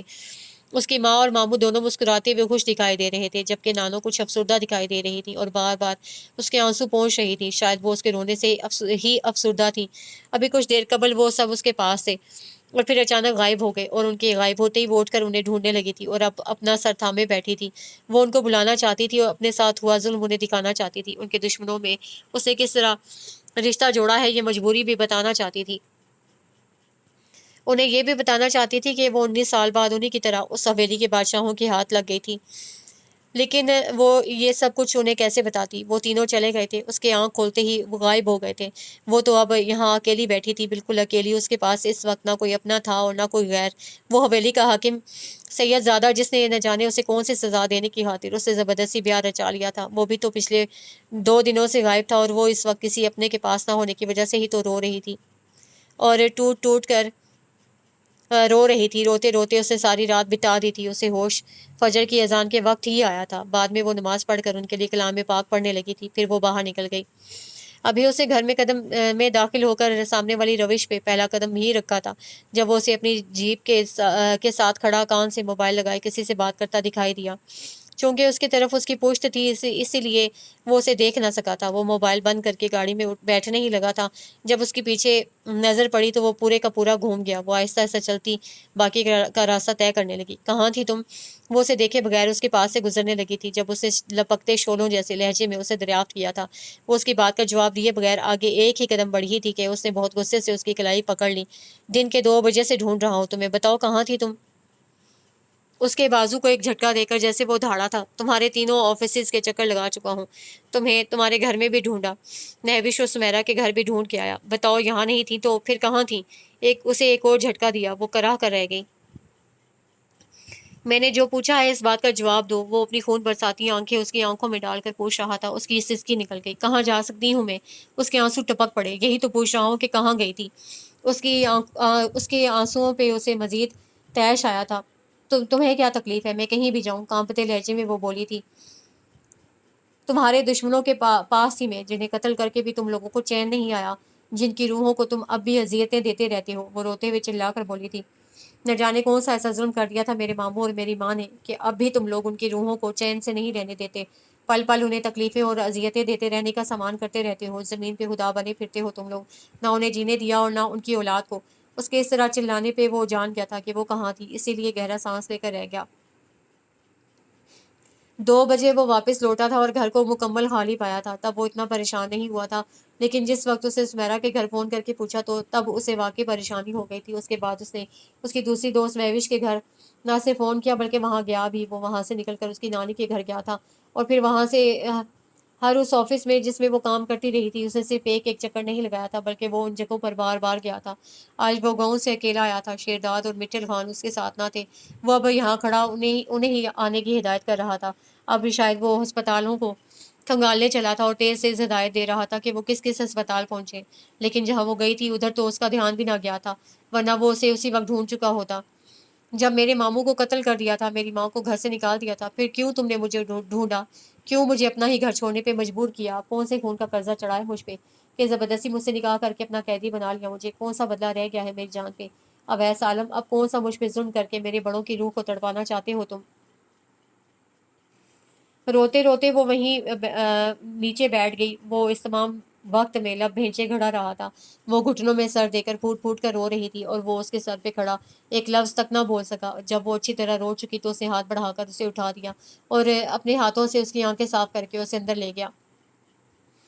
معروف، کیا تمہارے ننیال میں تمہارے کوئی اور رشتے دار ہیں؟ صبح وہ ناشتے کی ٹیبل کے پاس بیٹھا اس سے پوچھ رہا تھا۔ اسے چائے پیتے ہوئے نفی میں سر ہلا دیا۔ تمہاری نانوں کے کوئی رشتے دار؟ نہیں، کوئی نہیں ہے۔ نانوں بھی شاید اپنے والدین کی اکلوتی اولاد تھیں اور ان کے رشتے دار تو بہت پہلے ہی مر گئے ہوں گے۔ میں نے اپنے ہوش میں کبھی ان کے رشتے داروں کو گھر آتے نہیں دیکھا سوائے ماموں کے دوستوں کے۔ اب کی بار اس نے جواب دیا تھا۔ وہ ایک دم سے کھل اٹھا۔ تو پھر تمہارے ماموں کی وفات کے بعد تم لوگوں کے اخراجات کون اٹھاتا رہا ہے؟ ماموں کی اپنی 2-3 دکانیں تھیں جو نانوں نے بعد میں کرائے پر چڑھا دیں۔ نانوں خود بھی کپڑے سی پرو لیتی تھیں، پھر میں بڑی ہو گئی، پہلے ٹیوشنز پڑھا کر اپنے اور اپنی پڑھائی کے اخراجات اٹھائے اور پھر تعلیم جاری رکھنے کے ساتھ ساتھ ایک دوست کے توسط سے جاب بھی مل گئی۔ حالانکہ ماموں کے دوست ہمارا خرچہ اٹھانا چاہتے تھے، انہوں نے کافی حد تک دوستی کا حق نبھایا بھی، لیکن نانوں بہت خوددار تھیں۔ انہوں نے کسی سے احسان لینے سے بہتر اپنے دس بازو پہ بھروسہ کیا اور اسی طرح ہماری اچھی بری گزر بسر ہونے لگی۔ شاید اس پل وہ یہ بھول چکی تھی کہ جسے وہ یہ سب بتا رہی ہے وہ حویلی کا سپوت ہے۔ یقیناً وہ اس کی باتوں میں پھنسی جا رہی تھی۔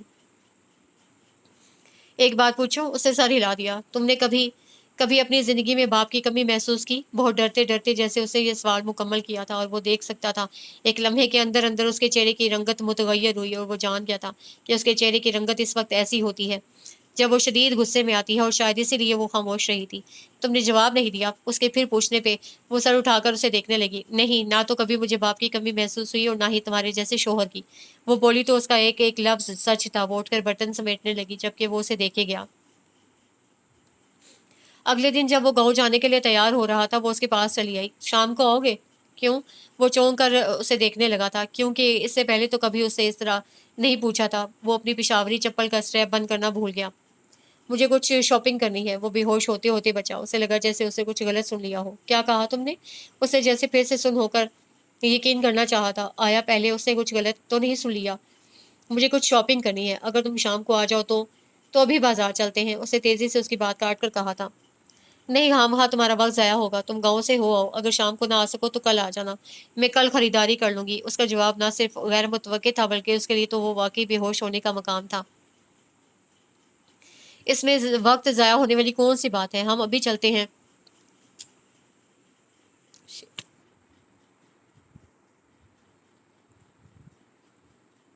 मैं तो पहले से तैयार हूँ, तुम भी चेंज कर लो। वो तेजी से दूसरे जूते का स्ट्रैप बंद करते हुए उठ खड़ा हुआ। वो दरअसल मुझे सुमेरा की तरफ भी जाना है। वाई नॉट, आज मेरा गांव जाने का प्रोग्राम कैंसिल। उसे मुस्कुराते हुए फौरन फैसला भी सुना दिया। वो कुछ कहते कहते रुक गई।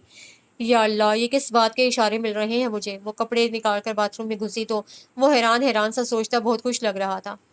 वो थोड़ी बहुत शॉपिंग करना चाहती थी, लेकिन सैयद अवैस आलम शाह को तो मौका मिल गया था। जिस चीज़ की तरफ उसने नज़र की, अवैस आलम शाह ने उस पर उसकी मोहर लगा दी। वो नहीं नहीं करती रह गई, लेकिन अवैस आलम शाह का हाथ खुल गया था, और ऐसा पहली बार नहीं हुआ था। वो था ही बहुत फराग दिल। बस मुझे कुछ और नहीं चाहिए। वो उसे दूसरी शॉप पे ले जाना चाह रहा था, लेकिन वो उसके खुले हाथ और फराग दिली से कोफ्त में मुब्तला हो गई थी। अब उसका कुछ भी खरीदने को जी नहीं चाह रहा था, इसीलिए सपाट लहजे में बोली थी। वो चौंक कर उसे देखने लगा। उसके चेहरे पे बेजारी बहुत वाज़ेह लिखी थी। उसने जाने के लिए सर हिला दिया। सुमेरा के घर गए तो वो उन्हें एक साथ देखकर चहकने लगी। अवैस भाई, मुझे तो लग रहा था जैसे आपने मेरी सहेली के आने जाने पर भी पाबंदी लगा दी है। वो मारूफ के गले लगकर अवैस आलम से जैसे शिकायत करने लगी थी। यहाँ से गए हुए इसे अभी 15 दिन हुए और आपको इस पे लगाई गई पाबंदियां भी दिखाई देने लगी। वो बोलता हमेशा थानेदाराना अंदाज से था, अब भी उसकी जानिब से वैसा ही जवाब आया। तो मारूफ उसे देख कर रह गई। कैसे ना दिखाई दे, उसने मुझे कोई फ़ोन भी तो नहीं किया। ये शिकायत तो आप इसी से करें। वो मुस्कुराता हुआ सुमेरा की माँ के सामने सर झुका गया। सुमेरा की माँ से मारूफ की उदासी छुपी ना रह सकी, इसीलिए जब अवैस आलम जुबैर साहब के साथ ड्राइंग रूम में गया, वो उसे सामने बिठाकर समझाने लगी थी। मारूफ बेटा, अब तो जो होना था वो हो चुका। हम चाहकर भी इस लेखे को मिटा नहीं सकते। अगर तुमने इस शख्स के नाम अपनी ज़िंदगी कर दी है तो बेटा, शादीशुदा ज़िंदगी के कुछ असूल होते हैं, तुम्हें इन असूलों का ख्याल रखना चाहिए। मुसलमान औरत जब निकाह कर लेती है तो वो अपने लिए नहीं, अपने शोहर के लिए जीती है। उसकी हर खुशी और हर ख्वाहिश अपने शोहर से शुरू होती है और अपने शोहर पे ही ख़त्म होती है। उनकी बात पे वो पहलू बदल कर रह गई। बेटा, हम नहीं जानते कि अवैस आलम ने तुमसे क्यों और किस लिए शादी की, लेकिन बेटा, अब जब उसने तुमसे शादी कर ही ली है, खा जिस मकसद के लिए भी, तुम्हें अब उसे दिल से कबूल करना होगा, उसे दिल से शोर मानना होगा। उसी में सबकी भलाई भी है और अल्लाह ताला की रज़ा भी। वो उसे एक फ़िक्रमंद माँ की तरह समझाती रही और वो सर झुकाए होंठ काटती रही। आंटी, जिसे चोट लगी हो ना, दर्द वही जानता है। दूसरा तो पास बैठकर सिर्फ मशवरा ही दे सकता है। जिसे दर्द हो रहा होता है उसे ही पता होता है। और जो मुझे चोटें लगी हैं, मैं आपको बता भी दूं तो मेरे अंदर का दर्द आप ना जान सकेंगे। वो कहना चाहती थी, लेकिन फिर उन्हें एक माँ की तरह फिक्रमंद और परेशान देख कर कुछ कह ना सकी। काश काश मैं सुमेरा के घर पनाह न लेती, ना वो उस शख्स के हत्थे चढ़ती और ना उसकी खातिर उसके पास आने पर मजबूर होती। वहां से आते हुए वो गाड़ी में बैठी हुई अपने दाएं जानिब बैठे शख्स को मुसलसल कीनातोज नजरों से देखती रही और वो महसूस करके भी खामोश रहा। नहीं पुप्पो, वो नहीं मानेगी। वो उसके लिए चाय तैयार करने गई थी। वापस लौटी तो वो फ़ोन पे किसी से महवे गुफ्तगू था। वो रुके बगैर चाय लेकर अंदर बढ़ गई। वो कप मेज़ पे रखने ही लगी थी जब उसकी अगली बात ने उसे चिटकने पर मजबूर कर दिया। पुप्पो, वो ताया अबू की तरह बहुत ज़िद्दी है, बल्कि उनसे भी 2 हाथ आगे है। आप नहीं जानती उसे मैंने किस तरह काबू किया है। जानती है ना आप, पिछले 7-8 माह से उसके पीछे किस किस तरह खुआर होता रहा हूँ। न जाने कितने काम उसकी खातिर रोक दिए थे मैंने। लेकिन पुप्पो, वो बहुत मुश्किल चीज़ है। मेरे जैसा बंदा भी उसे काबू नहीं कर सकता।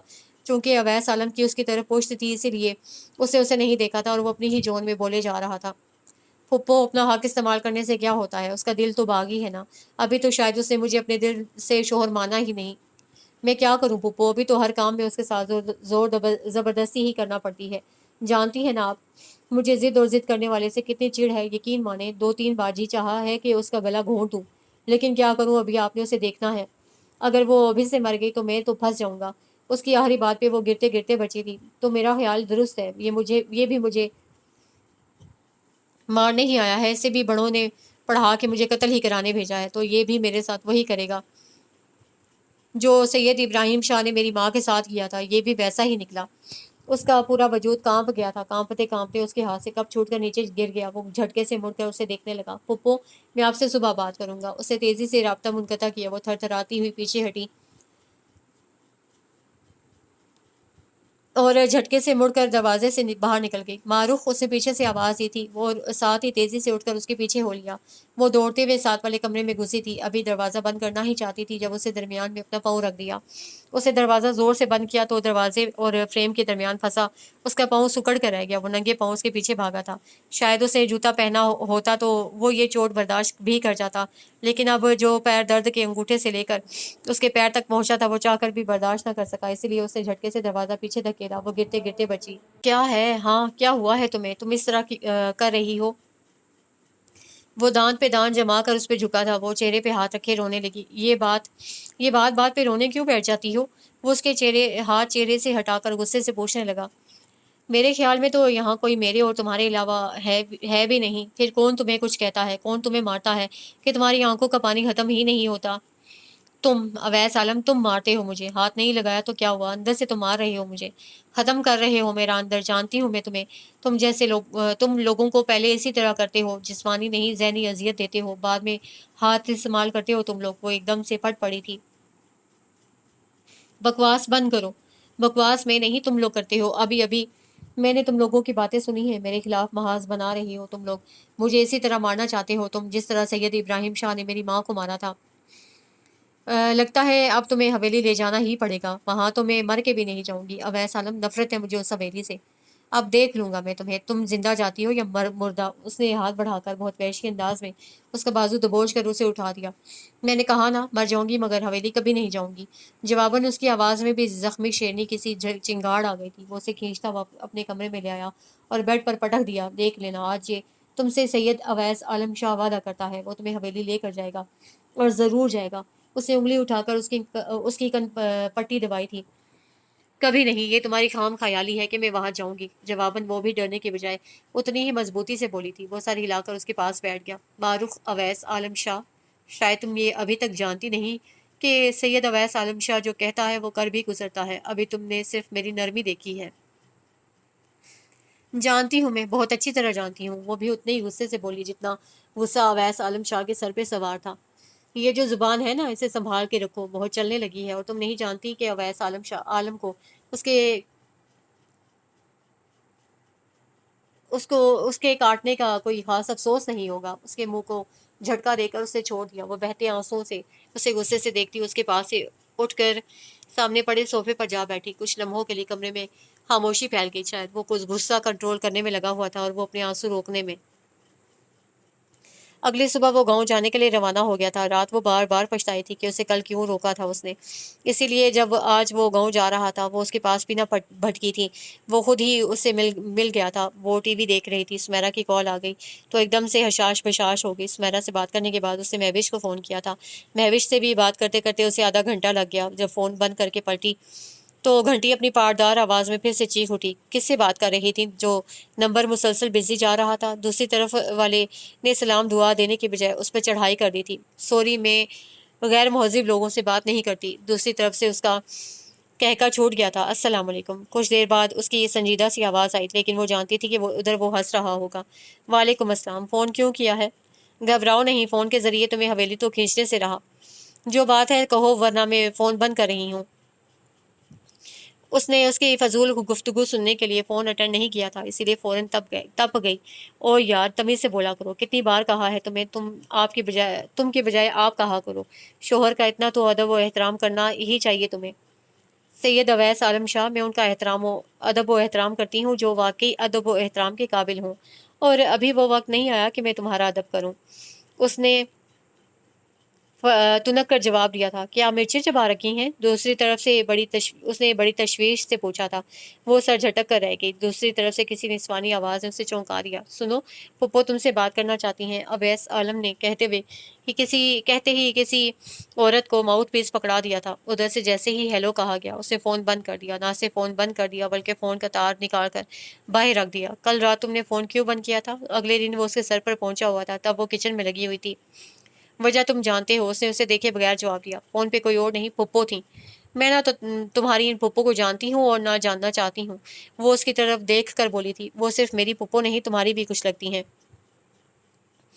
اگر اپنے حوالے سے کہہ رہے ہو تو زبردستی کے حوالے سے بنایا گیا رشتہ میں مان لیتی ہوں، اور اگر کوئی اور حوالہ دینا چاہتے ہو تو تم جانتے ہو میں نے کبھی سید ابراہیم شاہ کو باپ نہیں مانا، تو ان کی بہن کو کیا مانوں گی؟ اس نے بنا کوئی لگی لپٹی رکھے کہا تھا، جس پہ وہ تب کر رہ گیا۔ تمہارے انکار کرنے سے رشتے ختم تو نہیں ہو جائیں گے؟ جب میرے پاس کوئی رشتہ ہے ہی نہیں تو میں اسے کیسے ختم کر دوں؟ وہ برنر بند کر کے پوری طرح اس کی طرف متوجہ ہوئی۔ بہرحال پھپھو بہت خوش تھیں کہ تم سے بات کریں گی، تمہیں ان کے ساتھ ایسا نہیں کرنا چاہیے تھا۔ تم نہیں جانتی وہ کل شام سے کتنی خوش تھیں کہ رات تم سے بات وہ خوش تھیں، میں نہیں۔ اگر تم ان کی خوشی کا خیال کر رہے ہو تو تمہیں میری خوشی کا بھی خیال رکھنا چاہیے، اور میری خواہش اسی میں ہے کہ میں حویلی کے کسی بھی فرد سے کوئی تعلق نہیں رکھنا چاہتی، تو تم مجھے مجبور مت کرو۔ اس نے ترشی سے اس کی بات کاٹی۔ تو کیا پھپھو نے تمہاری ماں اور تمہارے ماموں کو مروایا ہے جو تم اس طرح ان سے بدزن ہو رہی ہو؟ اسے واقعی اس کا گستاخ لہجہ پسند نہ آیا تھا۔ ہو سکتا ہے، ویسے بھی وہاں کی عورتیں بھی تو اپنے مردوں سے کم نہ ہوں گی، تمہاری پھپھو بھی تو کسی کو مروا سکتی ہیں، اور ہو سکتا ہے میرے ماموں کو بھی انہوں نے ہی۔ چٹاخ اسے تھپڑ پڑا تھا، وہ پوری کی پوری گھومی تھی اور پھر نیچے گر گئی۔ وہ بھول گئی تھی کہ وہ کیا بات کرنے لگی تھی۔ تمہیں ڈھیل دے کے میں نے بہت غلط کیا ہے، پہلے دن ہی تمہیں لگام ڈال دیتا تو اچھا تھا۔ وہ پھنکارتا ہوا وہاں سے باہر نکل گیا۔ وہ پیچھے وہ حیرت سے اسے دیکھتی رہ گئی۔ باہر گاڑی چلنے کی آواز آئی تو وہ تڑپ تڑپ کر رو دی، اور وہ اسی وقت گاؤں چلا گیا تھا، لیکن وہ نہیں جانتی تھی۔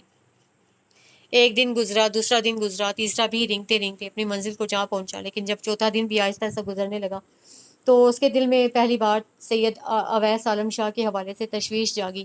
وہ نہیں جانتی تھی، لیکن وہ اس کے لیے فکر مند ہو گئی تھی۔ اس کا دل عجیب وسوسوں میں گھرنے لگا تھا۔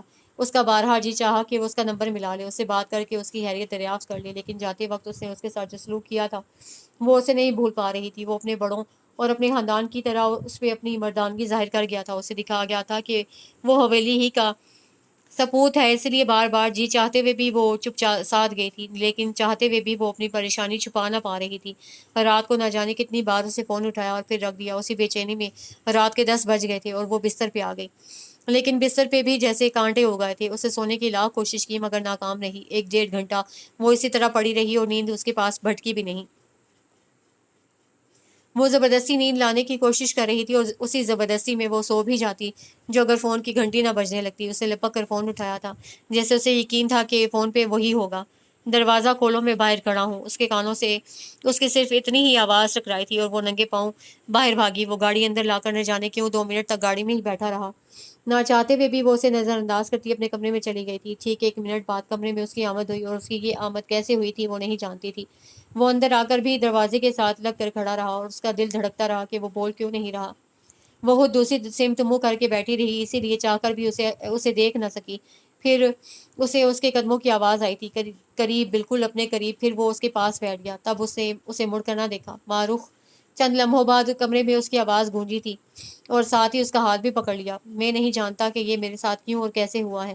کبھی زندگی میں سوچا بھی نہیں تھا کہ اویس عالم شاہ کبھی کسی بے وقوفی میں پڑے گا، لیکن یہی سوچ مجھے لے ڈوبی اور مجھ سے بے وقوفی سرزد ہو گئی۔ وہ ہولے ہولے اس کے ہاتھ پر ہاتھ پھیرنے لگا۔ معروف کو اس کا لہجہ بہت تھکا تھکا اور شکستہ لگا۔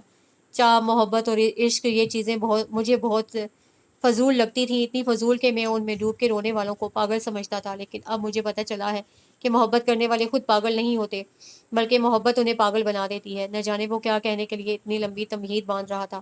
وہ الجھ کر رہ گئی۔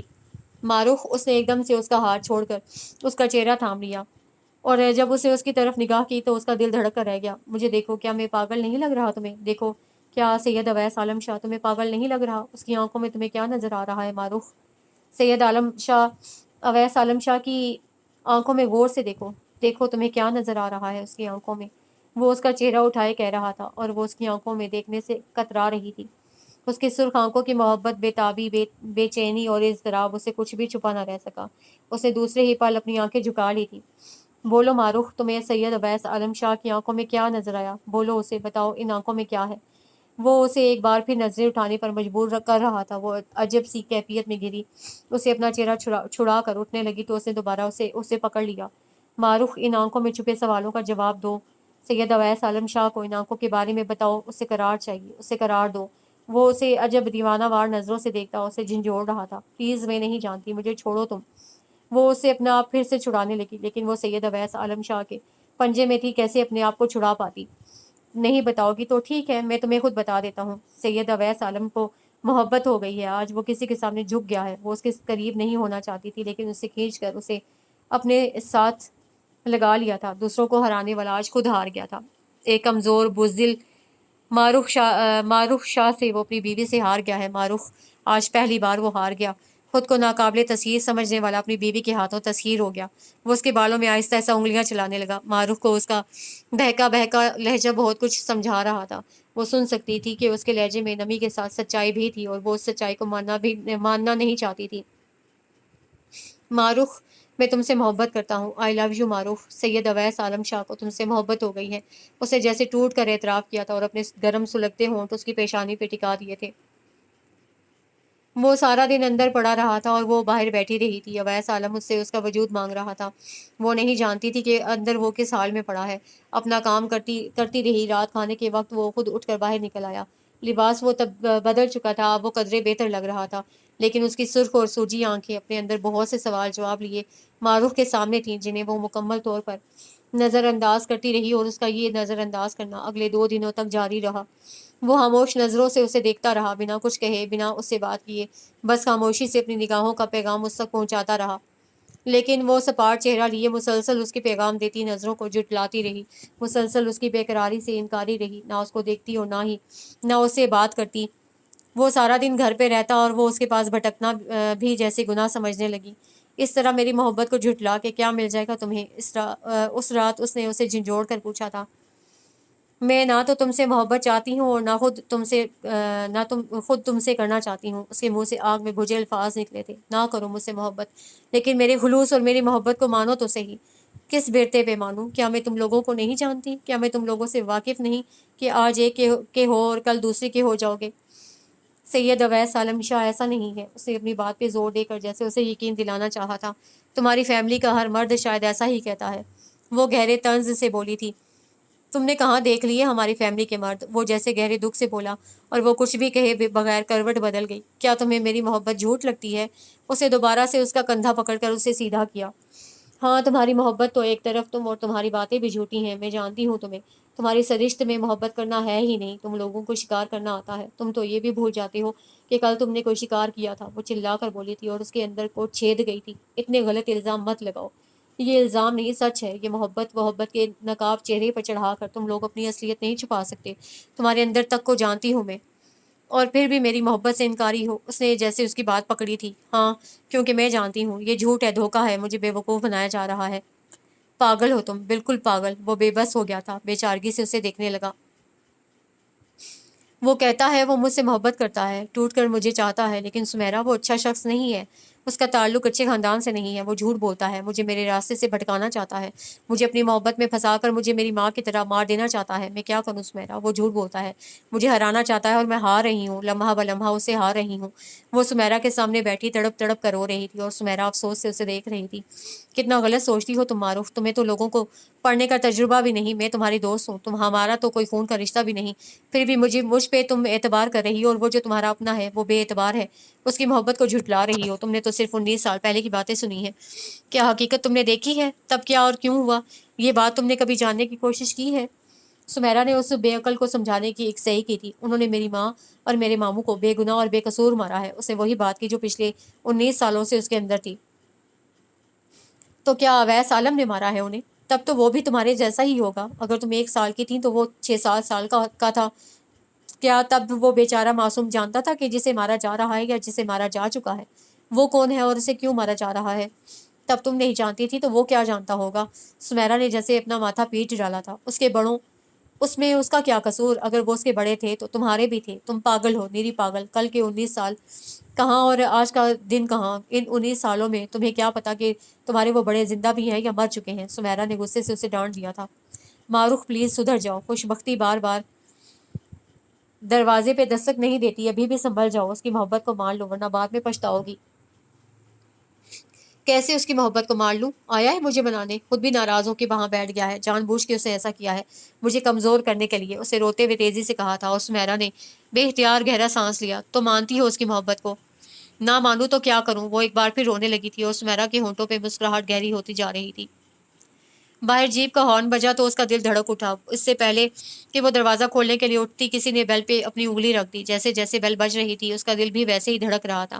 اس کے آپوں آپ قدم گیٹ کی طرف بڑھنے لگے تھے، اور پھر وہ گیٹ کے پاس جا کر رک گئی اور دوپٹے سے اپنا چہرہ صاف کرنے لگی۔ بیل ایک بار پھر بجی تھی۔ اسے دھڑکتے دل کو سنبھالتے ہوئے دروازہ کھول دیا، اور اس کا دل دھک سے رہ گیا۔ السلام علیکم بی بی، مجھے شاہ صاحب نے بھیجا ہے۔ اس کے سامنے مؤدب انداز میں کھڑا سید اویس عالم شاہ نہیں بلکہ اس کا خاص ساتھی مٹھل خان تھا۔ مجھے اندر سے کچھ کاغذات لینے ہیں، اگر اجازت ہو تو۔ وہ اسے سوالیہ نظروں سے دیکھتا اجازت چاہ رہا تھا۔ اسے سوکھے لبوں پر زبان پھیرتے ہوئے سر ہلا دیا اور وہ اندر چلا گیا۔ وہ وہیں دروازے کے ساتھ لگ کر کھڑی رہی۔ وہ چند ہی منٹوں بعد ہاتھ میں فائل پکڑے باہر آ گیا تھا۔ ٹھہرو، وہ باہر جانے لگا تو پیچھے سے اسے پکار لیا۔ وہ رک کر پیچھے دیکھنے لگا۔ وہ میرا مطلب ہے شاہ صاحب خود کیوں نہیں آئے؟ نہ جانے کس طرح اس نے اپنی بات مکمل کی تھی۔ وہ ان دنوں کچھ مصروف ہے، مٹل خان نے سر جھکا کے جواب دیا۔ میرے لیے انہوں نے کوئی پیغام نہیں دیا؟ جی ہاں وہ آپ کو سلام کہہ رہے تھے۔ وہ دیکھ سکتی تھی۔ وہ پہلے حیرانگی سے اسے دیکھنے لگا تھا اور پھر کچھ اور کہتے کہتے کچھ اور کہہ گیا تھا۔ اس کے علاوہ وہ اس کے منہ سے کچھ اور بھی سننا چاہتی تھی۔ اس کے علاوہ تو وہ انکار کرنے والا تھا جب اسے تیزی سے اس کی بات کاٹ دی۔ سنو جی، وہ سر اٹھا کر اسے دیکھنے لگا۔ وہ کہاں مصروف ہیں؟ کہیں انہوں نے گاؤں میں شادی تو نہیں کر رکھی؟ کیسی بات کرتی ہیں آپ شاہ صاحب؟ اور دوسری شادی؟ یہ بہت ناممکن سی بات ہے۔ انہوں نے تو آپ سے شادی کسی کے مجبور کرنے پہ کی تھی۔ مٹل خان کی زبان تیزی سے چلی تھی۔ کس کے مجبور کرنے پہ؟ وہ ٹھٹک کر اسے پوچھنے لگی۔ وہ یہ بات آپ شاہ صاحب سے خود پوچھ لیجیے گا۔ میں چلتا ہوں۔ پھر وہ رکا نہیں، دوڑنے کے ایسے انداز میں باہر نکلا تھا، لیکن وہ اسے پھر پکار اٹھی۔ مجبوراً اسے رکنا پڑا۔ شاہ صاحب کو کہنا ان کی بیوی ان کو بلا رہی ہے۔ اسے ذرا اونچی آواز میں اپنا پیغام دیا تھا۔ وہ سر ہلاتا بھاگ کر گاڑی میں بیٹھا تھا۔ اسے پیغام دے دیا تھا لیکن وہ نہیں آیا تھا۔ وہ اس کا انتظار کر رہی تھی، لیکن دن پہ دن گزرتے جا رہے تھے۔ شاید وہ گاؤں بیٹھا اسے بھلانے کی کوشش کر رہا تھا۔ اس دن وہ اپنی ماں، ماموں اور نانوں سے ملنے چلی گئی تھی۔ وہ ماں کی قبر پہ سر رکھ کر رو رہی تھی۔ جب اس کے کندھے پہ کوئی بھاری ہاتھ آن ٹھہرا تھا، وہ روتے ہوئے سر اٹھا کر پیچھے دیکھنے لگی تھی۔ وہ اس کا کندھا ہولے سے دباتا اس کے پاس بیٹھ کر دعا مانگنے لگا، اور وہ جو کچھ دیر قبل ہولے ہولے رو رہی تھی اب وہ شدت سے رونے لگی۔ اب وہ اس کا اتنی شدت سے رونا محسوس کر گیا تھا۔ کیسی ہو؟ کچھ دیر بعد وہ اسے گاڑی میں بٹھا کر پوچھنے لگا تھا۔ آگے میری یاد؟ اس نے آنکھیں رگڑتے ہوئے اس کا سوال نظر انداز کیا تھا۔ تم بھولی کب ہو جو تمہیں یاد کرتا؟ اس نے گاڑی سٹارٹ کر لی۔ تو کہاں غائب ہو گئے تھے تم؟ میں غائب ہو کے اپنا آپ ڈھونڈ رہا تھا۔ اس نے بے چینی سے اپنی ٹھوڑی مسلی تھی۔ ابھی تمہارے سر سے یہ محبت کا بھوت اترا نہیں؟ وہ باہر دیکھتے ہوئے پوچھنے لگی تھی۔ محبت کا نشہ اترنے والا نہیں ہوتا۔ وہ اس کی طرف نہیں دیکھ رہا تھا، جبکہ وہ کنکھیوں سے اسے دیکھنے لگی تھی۔ اس نے آنکھیں موند لی۔ بہت کوشش کی تمہیں بھلانے کی، بہت چاہا تم سے، اب محبت نہ کروں، تمہارے پاس نہ ہوں، لیکن کیا کروں، یہ دل نہیں مانتا۔ بہت ضدی ہے یہ دل بھی، بالکل تمہاری طرح۔ کچھ دیر بعد وہ بے بسی سے بولا تھا۔ بہت مچلتا ہے ہر وقت تمہاری راہ میں آنے کے لیے، ہمکتا رہتا ہے۔ بہت چاہا اسے منا لوں، تمہاری راہ سے ہٹا لوں، لیکن میرے چاہنے نہ چاہنے کا اس پہ کوئی اثر ہوتا ہی نہیں۔ یہ بھی تمہاری طرح میرے ساتھ اچھا نہیں کر رہا۔ وہ اس تراری حالت میں اپنے بالوں میں انگلیاں چلانے لگا اور وہ دانتوں پہ دانت جمائے بیٹھی آنکھیں موندے پڑی رہی۔ اس پہ وہ ایک نظر ڈال کر سامنے دیکھتے ہوئے ڈرائیونگ کرنے لگا تھا۔ دیکھ ہی نہ سکا کہ اس کی بند پلکوں کے پیچھے کتنا پانی کھڑا ہے۔ شامیں اب ڈھلتی نہیں، آنچل جو تیرا سمٹ جائے، خواب ہمیشہ یہاں رہیں، دوری رہے نہ ہو فاصلے۔ گاڑی میں ایک دم سے پرسوز آواز گونجنے لگی تھی۔ اس کا دل کسی نے مٹھی میں لے لیا۔ وہ آنکھیں کھول کر اسے دیکھنے لگی۔ جاگے ہیں، سوئے نہیں، ایسی ہے یہ میری بے چینی، دن بھی وہی، راتیں وہی، سانسوں میں ہیں سانسیں نہیں۔ بہت خاموشی سے آنکھوں کے پیچھے چھپا پانی گالوں پر بہہ نکلا تھا۔ اب اگر تم ملے تو اتنا یقین ہے ہنس دیں گے، اب تو رونا نہیں ہے عالم۔ اس کی بھیگی آواز گاڑی میں گونجی تھی۔ وہ اسے دیکھنے لگا۔ مجھے ان رستوں پہ لے چلو جن پہ مجھے لے جانا چاہتے ہو، مجھے انجان رستوں پہ لے چلو۔ اسے اپنے اندر کے درد ایک دم سے باہر نکالا تھا۔ کیا؟ سید اویس عالم شاہ کا پاؤں ایک دم سے بریک پہ پڑا تھا۔ میں تمہارے ساتھ چلنا چاہتی ہوں، مجھے اپنے ساتھ جہاں چاہو لے جاؤ۔ اسے بہت کوشش کی، وہ نہ روئی، لیکن وہ اس کوشش میں کامیاب ہو ہی نہ سکی، اور پھر اس کے کندھے پر سر رکھ کے جیسے وہ اپنا آپ کھو بیٹھی۔ وہ ایک ہاتھ سے ڈرائیونگ کرتا، دوسرے سے اسے سمیٹے۔ جب گاؤں کی حدود میں داخل ہوا تو ٹھنڈی مست ہواؤں نے ان کا استقبال کیا۔ شام بس ہونے ہی والی تھی۔ سورج اپنی منزل کی طرف آہستہ آہستہ رواں تھا۔ گاؤں آ گیا ہے، اس کی آواز پہ وہ اس کے کندھے پر سے سر اٹھا کر باہر دیکھنے لگی۔ خنک ہوا چاروں طرف پھیلے سبزے میں سرسراتی پھر رہی تھی، اور سبزے کی خوشبو پورے ماحول میں پھیلی ہوئی تھی۔ اسے جس طرف بھی نگاہ کی اسے ہر طرف سبزہ ہی سبزہ نظر آیا۔ ان کی گاڑی پکی سڑک پہ دوڑ رہی تھی، اور جیسے جیسے سڑک کراس ہوتی جا رہی تھی اس کے دل کی رفتار بھی بڑھتی جا رہی تھی۔ یہ لڑکیوں کا ڈگری کالج ہے۔ ان کی گاڑی ایک اونچی اور بڑی سی عمارت کے پاس سے گزر رہی تھی۔ جب سید اویس عالم شاہ نے اسے بتایا، وہ غور سے عمارت کو دیکھنے لگی۔ جب گاڑی اور آگے بڑھی تو مین گیٹ کے ساتھ نیم پلیٹ پہ لکھا سید اویس عالم شاہ بڑے بڑے سیاہ لفظوں میں جگمگا رہا تھا۔ وہ گردن موڑ کر اسے دیکھنے لگی۔ وہ سامنے دیکھ رہا تھا۔ وہ کچھ بھی کہے بغیر خاموش ہو گئی۔ آگے چل کر اسے ایک اور خوبصورت عمارت نظر آئی تھی۔ یہ کالج لڑکوں کے لیے ہے۔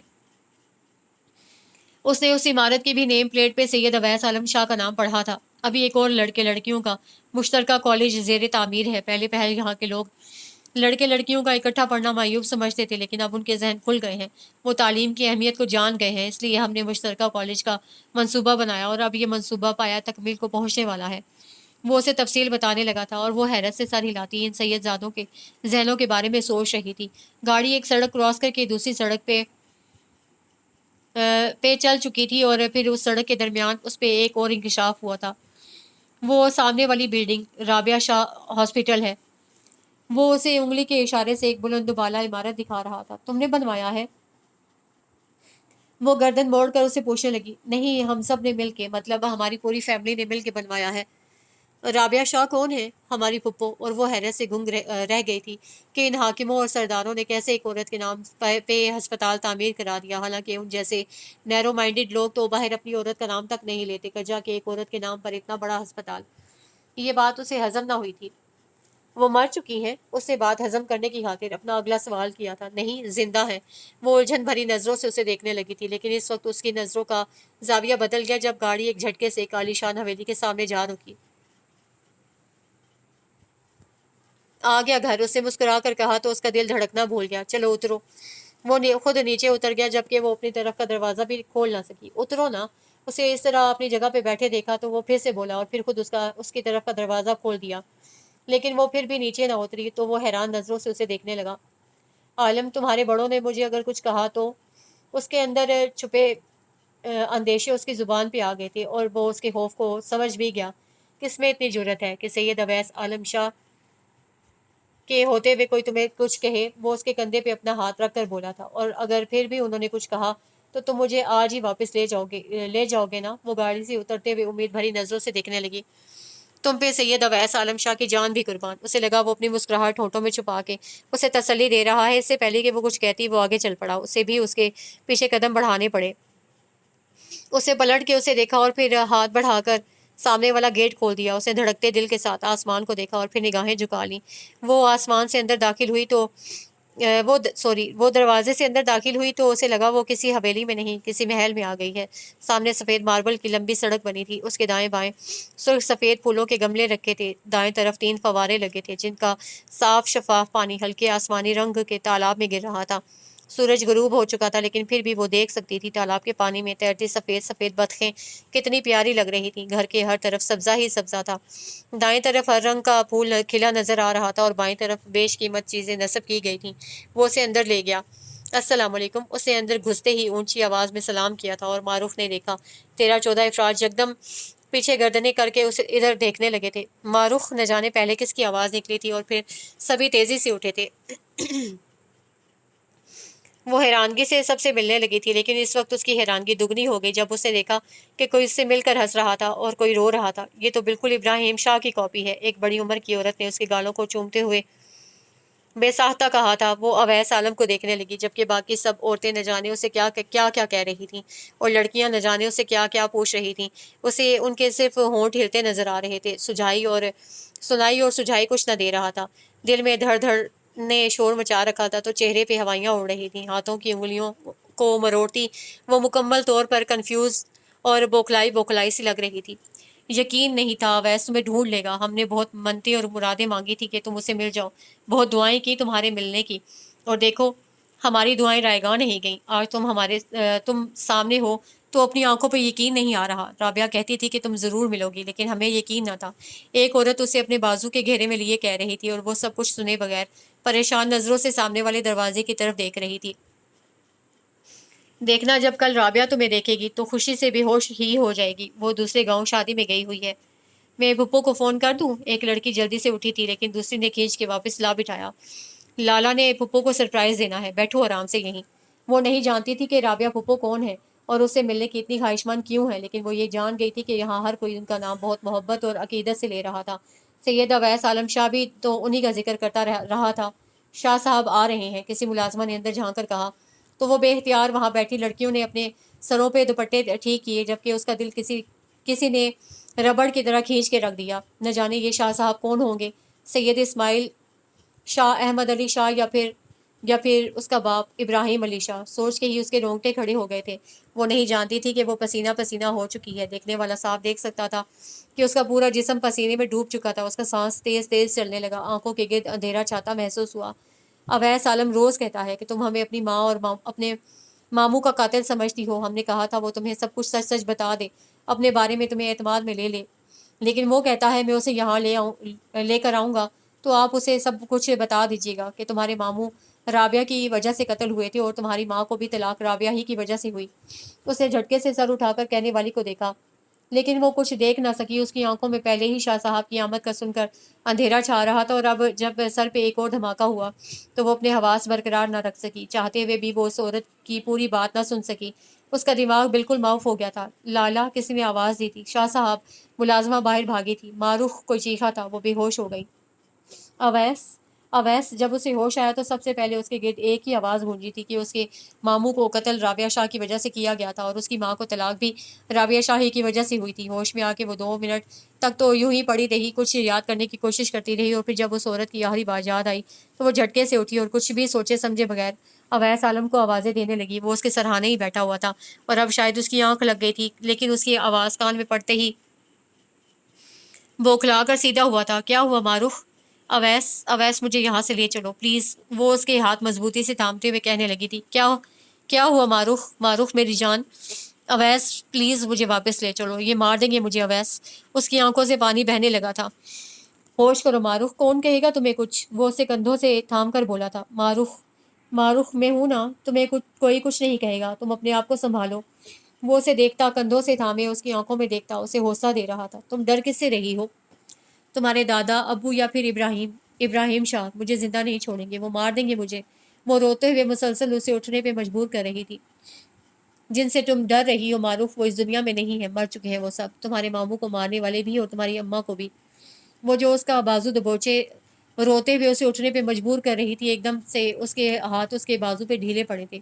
ہاں معروف، وہ سب مر چکے ہیں، یہاں بڑا میں ہوں، اور میرے اور تمہارے چھوٹے بھائی۔ اویس وہ ہاں معروف، وہ حاکم تھے، جابر تھے، ظالم تھے، اپنے سے کمتر لوگوں کو جوتے کی نوک پہ رکھتے تھے، لیکن معروف اللہ کو ان کا یہ غرور پسند نہ آیا تھا۔ ایک دوسرے کے ہاتھوں اپنی اپنی جانیں گنوا بیٹھے، خود کو اس دنیا کا حاکم سمجھتے تھے، لیکن حقیقی حاکم نے انہیں ان کے انجام سے ہمکنار کر دیا۔ اس کے ہاتھ ابھی بھی اس کے کندھوں پہ تھے، جن میں ایک تحفظ کا احساس تھا، اعتبار و اعتماد کا احساس تھا۔ اس دنیا میں انہوں نے صرف تمہارے ماموں کو نہیں مارا، نہ جانے کتنے باپ بیٹے بھائی ان کی بھیڑ چڑھ گئے۔ تمہارے ماموں کو تو انہوں نے اپنی غیرت کی وجہ سے مارا تھا، لیکن انہوں نے تو ایسا کوئی کام بھی نہیں کیا تھا، ان کا تو اتنا قصور بھی نہ تھا، لیکن پھر بھی وہ مارے گئے، وہ بھی تو نہ بچ سکے۔ میرے ماموں کو کیوں مارا تھا انہوں نے؟ اور میری ماں؟ وہ رابعہ پھپھو سے محبت کرنے لگے تھے، ان سے شادی کرنا چاہتے تھے، بس یہی بات ہمارے سرداروں کو پسند نہ آئی اور تمہارے ماموں کو مروا دیا۔ تمہاری ماں تمہارے ماموں کی سگی بہن تھی، پھر کیسے وہ انہیں اپنے گھر میں برداشت کرتے؟ تایا ابو تو انہیں بھی اسی وقت قتل کر دیتے، جو اگر دادو اپنا دوپٹہ ان کے پیروں میں نہ ڈالتے تھیں۔ شاید اللہ کو یہی منظور تھا، اسی لیے تم اور تایمی بچ گئیں۔ جانتی ہو بعد میں ہمارے خاندان کے ساتھ کیا ہوا؟ اسے اس کے کندھوں پر سے ہاتھ اٹھا لیے۔ دادا سائیں بیمار ہوئے تو ابو اور تایا ابو کے درمیان گدی حاصل کرنے کی خواہش نے سر اٹھا لیا، اور گدی نشین ہونے کا احساس ایسا ہوتا ہے کہ قدم زمین پہ نہیں پڑتے۔ جب سر پہ پگڑی آ جائے تو بھائی بھائی نہیں رہتا، خون خون نہیں رہتا۔ یہی وجہ تھی کہ دادا سائیں قریب المرگ تھے، اور ابو اور تایا ابو ان کے درمیان چھوٹے چھوٹے جھگڑے ہونے لگے، اور گدی کی خاطر تو ایک چھوٹا سا جھگڑا بھی بڑا جھگڑا بن جاتا ہے۔ یہی وجہ تھی کہ تایا ابو نے میرے ابو کو خود اپنے ہاتھوں سے گولی مار دی۔ معروف کا اوپر کا سانس اوپر اور نیچے کا نیچے رہ گیا، اور قاتل کسی اور کو ٹھہرا دیا۔ اس سے پہلے کہ پولیس تحقیق کرتی، میرے چھوٹے بھائی سید غیث عالم شاہ نے تایا ابو پہ قاتلانہ حملہ کر دیا، اور اس حملے میں تایا ابو بھی مارے گئے۔ وہ اپنے بالوں میں اضطراری حالت میں انگلیاں چلانے لگا تھا۔ ایک گدی کی خاطر ہمارا پورا خاندان تہہ و بالا ہو گیا، ٹوٹ کر بکھر گیا، صرف ایک گدی نے۔ اور جانتی ہو وہ گدی کس کو ملی؟ اب وہ اپنی کن پٹی مسل رہا تھا۔ جو گدی نشین ہوا اس کے بارے میں تو کبھی کسی نے سوچا بھی نہیں تھا، نہ دادا سائیں نے اور نہ کسی اور نے۔ جنہیں گدی پہ بٹھایا گیا وہ رابعہ شاہ تھیں، ہماری پھپھو، جنہوں نے عبداللہ کے قتل کے بعد خود کو زندہ لاش بنا لیا تھا۔ نہ جانے کتنے رشتے ان کے آئے، کتنی خواہشیں ان کے سامنے آئیں، لیکن انہوں نے اس دنیا سے ہی رشتہ توڑ لیا اور گوشہ نشیں ہو گئیں۔ सिर्फ और सिर्फ अब्दुल्ला की खातिर। वो खुद को कसूरवार समझती थी। ताई अम्मा को भी जब तलाक हुई तो वो रोई थी, वो उनको भी बहुत चाहती थी। उन्होंने ही मुझे तुम्हें ढूंढने भेजा था। मैं उनके कहे में आकर तुम्हें ढूंढने लगा और खुद गुम हो गया। वो उसके आंसू पोंछते हुए बेबसी से बोला तो वो रोई रोई आंखों से उसे देखे गई और फिर उसके हाथ अपने चेहरे से हटाकर उठी और दरवाज़ा खोलकर बाहर निकल गई। अगले दिन उसने घर के तमाम अफराद से मुकम्मल तारुफ हासिल कर लिया था, बल्कि घर के आधे अफराद के उसे नाम भी अजबर हो गए थे। उसकी सौतेली माँ भी उससे बहुत मोहब्बत से पेश आ रही थी और उनके दोनों बच्चे भी सुबह से उसके आगे पीछे आप ही का राग अलाप रहे थे। सैयद अवैस आलम शाह की वालिदा और बहनों ने भी उसे जैसे हथेली का छाला बना लिया था और घर के तमाम लड़के भी कितनी इज्जत दे रहे थे उसे भी और घर की दूसरी औरतों को भी। वो जो समझ रही थी कि हवेली भी अभी भी 19 साल पहले जैसी है, अब अपनी सोच पे पछता रही थी। फुप्पो, इन्हें पहचाने कौन है ये? अवैस आलम राबिया को बाजू के घेरे में लिए उसके पास ले आया। पुप्पो ने एक नज़र उसे देखा और फिर संजीदा सूरत बनाए सैयद अवैस आलम शाह को। मारूख, मारूख, उन्होंने पूछा नहीं था बल्कि बताया था, और बताते हुए उनकी आवाज़ कांप गई। उनके इतने जल्दी पहचान लेने पे मारूख हैरान भी हुई थी और खुश भी, इसीलिए वो मुस्कुराने लगी। उसकी ये मुस्कुराहट उस वक्त सिमट गई जब राबिया शाह ने रोते हुए उसके सामने अपने दोनों हाथ बांध दिए। मुझे माफ़ कर दो मारूख। पुप्पो, मुझे माफ़ कर दो मारूफ, मुझे माफ़ कर दो। पिछले 19 सालों से मैं माफ़ी मांगने के लिए तड़प रही हूँ। अब मेरी इस तड़प को ख़त्म कर दो। पुप्पो प्लीज़ ऐसे ना करें। मैं ही तो कसूरवार हूँ, तुम्हारी भी और तुम्हारी नानों की भी। सिर्फ अपनी और अपने दिल की परवाह की, किसी और के बारे में सोचा भी नहीं। पिछले 19 सालों से अपने रब से माफ़ी मांग रही हूँ, लेकिन मुझे लगता था जब तक तुम और नानो मुझे माफ़ नहीं करोगे मैं सुकून से नहीं रह सकूंगी। मुझे माफ़ कर दो माँ। पुप्पो, जो किस्मत में होता है वही मिलता है। मैं तो अहमक थी, इसीलिए इंसानों को इल्ज़ाम देती रही। भला कोई मुअय्यन उम्र से ज़्यादा जी सकता है? अल्लाह जब और जिस वक्त हुक्म करे इंसान को जाना ही पड़ता है, चाहे वो कत्ल होकर जाए या बीमारी से मरे अपने मुकर्रर वक्त पे ही मरता है। माफ़ी तो मुझे मांगनी चाहिए कि हमेशा हवेली वालों के लिए बददुआएं ही मुँह से निकालती रही, कभी दुआया लफ्ज़ इस घर के लिए इस्तेमाल नहीं किया। उसने रोते हुए राबिया शाह के हाथ चूमे तो राबिया शाह ने उसे अपने साथ लगा लिया। सबकी आंखें नम हो गई थीं। सैयद अवैस आलम शाह ने सुकून का सांस लेते हुए एक लम्हे के लिए आंखें बंद की थीं। आज उसे अपने दिल से एक बहुत बड़ा बोझ हटता महसूस हुआ। उसने जब से होश संभाला, यहाँ औरतों को रोते और कुर्लाते ही देखा था। बहुत छोटा था जब उसने दिल में अहद कर लिया था कि यहाँ की औरत को उसका जायज़ हक ज़रूर दिलाएगा। यही वजह थी कि जब पगड़ी उसके सर पर रखी जानी थी, उसने अपनी फुप्पो को गद्दी पर बिठा दिया था। बाद में इस घर की हर औरत को उसे उसका हक दिया और दिलाया था। अपने गाँव में औरतों के लिए स्कूल बनवाया, कॉलेज कायम किया और औरतों के लिए हर सहूलत फराहम की।